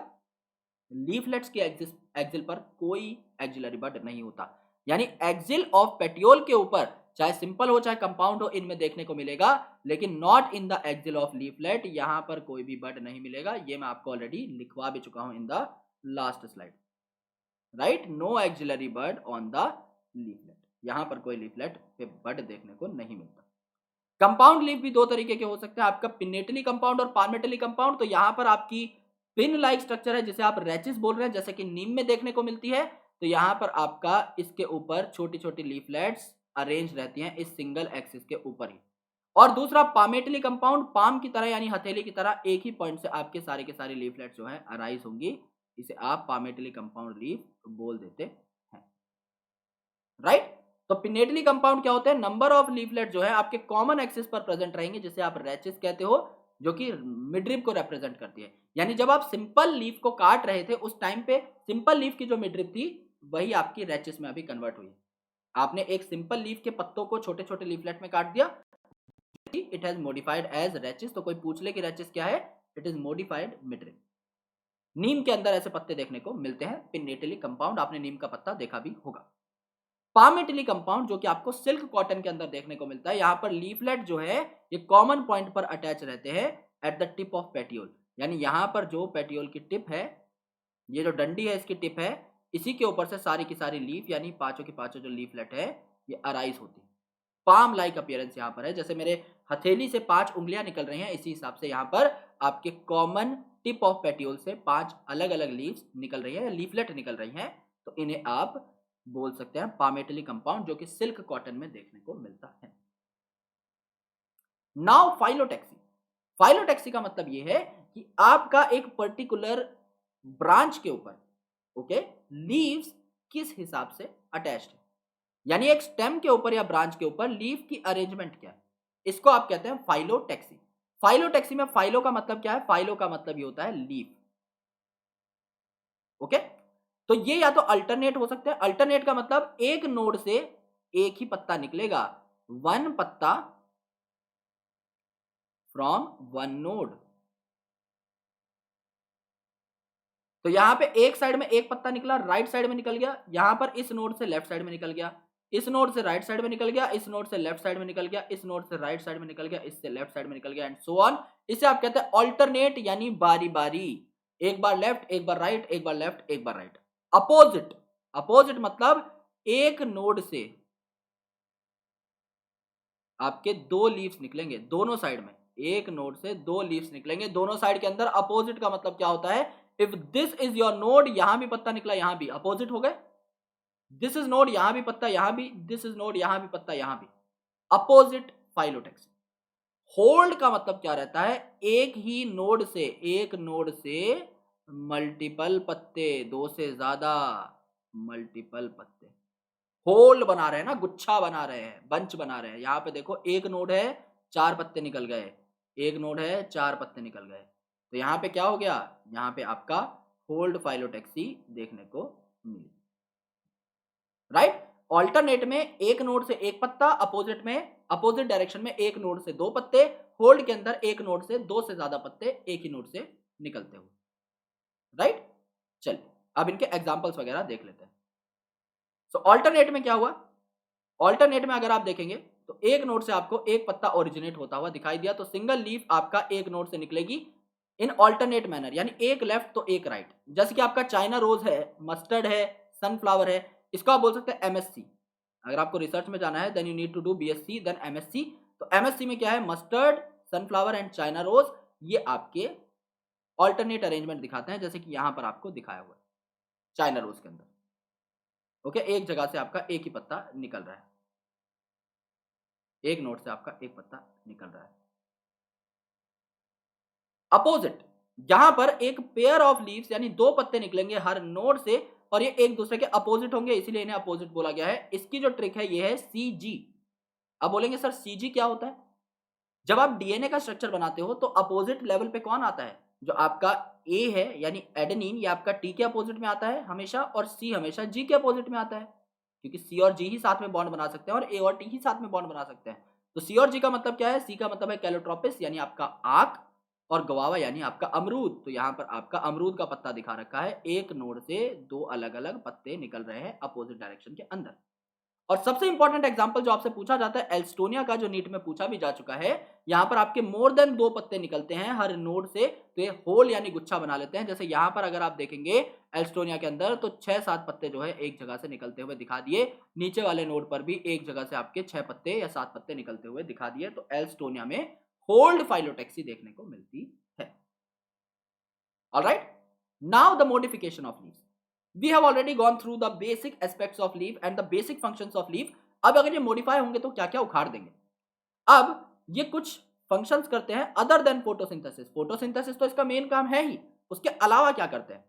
पहला ये बना सकते हैं leaf tendril। अब स्टेम टेंड्रिल मैंने कहा दिखाई थी आपको? गॉड्स के अंदर, यानी लौकी थी, तुरई थी, कद्दू था, वाटरमेलन था, खीरा था, उनके अंदर आपको देखने को मिली। एज वेल एज वहां पर ग्रेप वाइन भी थी, उनके अंदर स्टेम टेंड्रिल थी। अब जो मटर आप देखते हैं इसके अंदर क्या है? इसके अंदर आपकी लीफ टेंड्रिल है, यहाँ पर लीफ मॉडिफाई हुई है। ये बात पहले ही आपको बता दी थी, यहाँ पर याद करोगे और बेहतर तरीके से याद हो जाएगा। स्पाइन्स, कांटे बन रहे थे आपके स्टेम में, किसके अंदर? बीसी के अंदर, यानी बर्गनविलिया और सिट्रस के अंदर। यहां पर आपके डिफेंस के लिए कांटे बनेंगे किसके अंदर? कैक्टस के अंदर, यानी आपके ओपुंसिया के अंदर। यहाँ पे जो कांटे बने हैं ये आपके कैक्टस के अंदर डिफेंस के लिए। ये लीफ की मॉडिफिकेशन है, ना कि स्टेम की। फ्लैशी लीफ, फ्लैशी लीफ यानी कि आपकी थुलथुली लीफ जिसके अंदर सामान भरा हुआ हो, स्टोरेज ऑफ फूड हो रखा हो, जैसे कि अनियन के अंदर। तो अनियन और लहसुन के अंदर जो आप मेनली खाते हो that is their leaf, that is their modified leaf. तो प्याज जो आप छील छील कर खाते हो ना, तो आप वो छील रहे हो जो, they are basically their leaf. सबसे इंपॉर्टेंट इस स्लाइड से क्वेश्चन आता है, in some plant such as Australian acacia the leaf are small and short lived, यानी इनकी लीफ छोटी होती है और बहुत जल्दी इनकी डेथ हो जाती है। तो उनके जो पेटियोल्स होते हैं, यानी लीफ की जो डंडी बची हुई थी, पेटियोल अपने आप को एक्सपेंड कर लेती है और ग्रीन लीफ बन जाती है। यानी लीफ का काम कौन करने लग पड़ा है? पेटियोल। तो नॉर्मल लीफ देखो छोटी छोटी है, ये इनकी नॉर्मल लीफ है जो कि लेमाइना कहलाती है। और यहां पर मॉडिफाइड लीफ स्टॉक यानी मॉडिफाइड जो पेटियोल है, ये इनका भी बाप है दिखने में। अब असली लीफ तो इतनी छोटी और जो डंडी है वो इतनी बड़ी, तो फायदा ही है ना। तो ऑस्ट्रेलियन अकेशिया के अंदर छोटी लीफ जो कि शॉर्ट लिव्ड होती हैं, बहुत जल्दी मर जाती हैं, और इनका साइज भी छोटा है, इतना ज्यादा फोटोसिंथेसिस नहीं कर पाएंगे, क्योंकि एक तरफ तो इनकी है 25-30 लीफ और एक तरफ अकेला मॉडिफाइड पेटियोल, ज्यादा ही फोटोसिंथेसिस कर लेगा। तो इसीलिए ऑस्ट्रेलियन अकेशिया में यह एग्जांपल बहुत बेहतर है। एनसीईआरटी में बात समझ में नहीं आती, लेकिन डायग्राम देख के जिंदगी भर के लिए याद हो जाएगी। इंसेक्टिवोरस प्लांट यानी ऐसे प्लांट जो कि इंसेक्ट को मार मार कर खाते हैं, मसल मसल कर खाते हैं, तंबाकू की तरह, अपने नाइट्रोजन और फॉस्फेट की रिक्वायरमेंट को पूरा करने के लिए, जैसे कि पिचर प्लांट, जिसके अंदर ये पिचर लाइक स्ट्रक्चर होता है। तो इसका ये जो पिचर है जिसके अंदर ये इंसेक्ट को ट्रैप करता है, ये क्या है? आपका मॉडिफाइड लीफ है। As well as Venus fly trap, जो मैं आपको दिखा चुका हूं। वीनस फ्लाई ट्रैप में इस प्रकार का ट्रैप रहता है जो कि फ्लाई को क्या करता है? पकड़ लेता है। इस प्रकार के इसके दांत है दोनों पत्तों के ऊपर, देखो यहां पर ऐसे दांत है और यहां पर ऐसे दांत है, उंगलियों की तरह। नीचे के दांत ऊपर की साइड, ऊपर के दांत नीचे की साइड। और जैसे ही आपका इनके ऊपर कोई मक्खी बैठी, ऑस्मोटिक रिफ्लेक्सेस चालू हो जाते हैं और ये अपने आप को ऐसे बंद कर लेता है, मसल देता है बढ़िया, जिससे इंसेक्ट भाग ना पाए, और उसको काट काट के यूटिलाइज कर लेता है अपने काम धंधे के लिए। ये आपका है वीनस फ्लाई ट्रैप। इन दोनों के केसेस में क्या है? आपका मॉडिफिकेशन ऑफ लीफ देखने को मिलता है। लीफ यहां पर सारा का सारा काम कर रहे हैं, राइट। चलिए, now we will be talking about the flower and inflorescence. लेकिन आई होप आपको अभी तक की सारी जो चीजें हैं वो समझ में आ गई होंगी। हमने आज रूट को बहुत गौर से देखा, हमने आज स्टेम को बहुत गौर से देखा, और उसके बाद हमने लीफ को बहुत ही गौर से समझा। अब हम पढ़ेंगे फ्लावर को एंड इनफ्लोरेसेंस को। और जैसे ही हम फ्लावर की डिस्क्रिप्शन खत्म करेंगे, उस टाइम पर हम कुछ सेमी टेक्निकल टर्म्स में एंट्री कर चुके होंगे, एज वेल एज उन सेमी टेक्निकल टर्म्स के बाद हम लोग एंट्री कर चुके होंगे into fruit and seed section, और फ्रूट और सीड खत्म होते ही we will be talking about the families with some sort of tricks, क्योंकि उसको ट्रिक से करना इज वेरी एसेंशियल। अगर आप फैमिलीज में ट्रिक्स का यूटिलाइजेशन नहीं करेंगे तो आप बहुत सारे डेटा के बीच में कंफ्यूज हो जाएंगे। आज आपको कोई भी कंफ्यूजन नहीं होगी, एक दो एग्जांपल्स ही आपको याद करने पड़ेंगे, क्योंकि बकायदा मैंने आप सबकी जो फोटो है वो यहाँ पर लगा दी। So ultimately you can realize each and everything by visualizing the photos again and again and again. So I hope it becomes very easy for you guys to recapitulate these things after watching the slides. और आगे आगे जैसे हम बढ़ेंगे इन slides को हम लोग और बेहतरीन करते जाएंगे, जिससे कि आप रिवीजन के दौरान सिर्फ पन्नों को पलटें और आपको सारा का सारा डेटा याद रह जाए। So thank you so much guys, lots of love, जय हिंद। अगर आपको लेक्चर्स पसंद आते हैं तो आप हमें गूगल प्ले स्टोर पर 5 स्टार रेटिंग भी दे सकते हैं, जिससे कि हमारा मोटिवेशन जो है एकदम परचम पर हो और हम लोग भी आप लोगों के लिए बेहतरीन लेक्चर्स तैयार करते रहें। Thank you so much, bye bye, take care.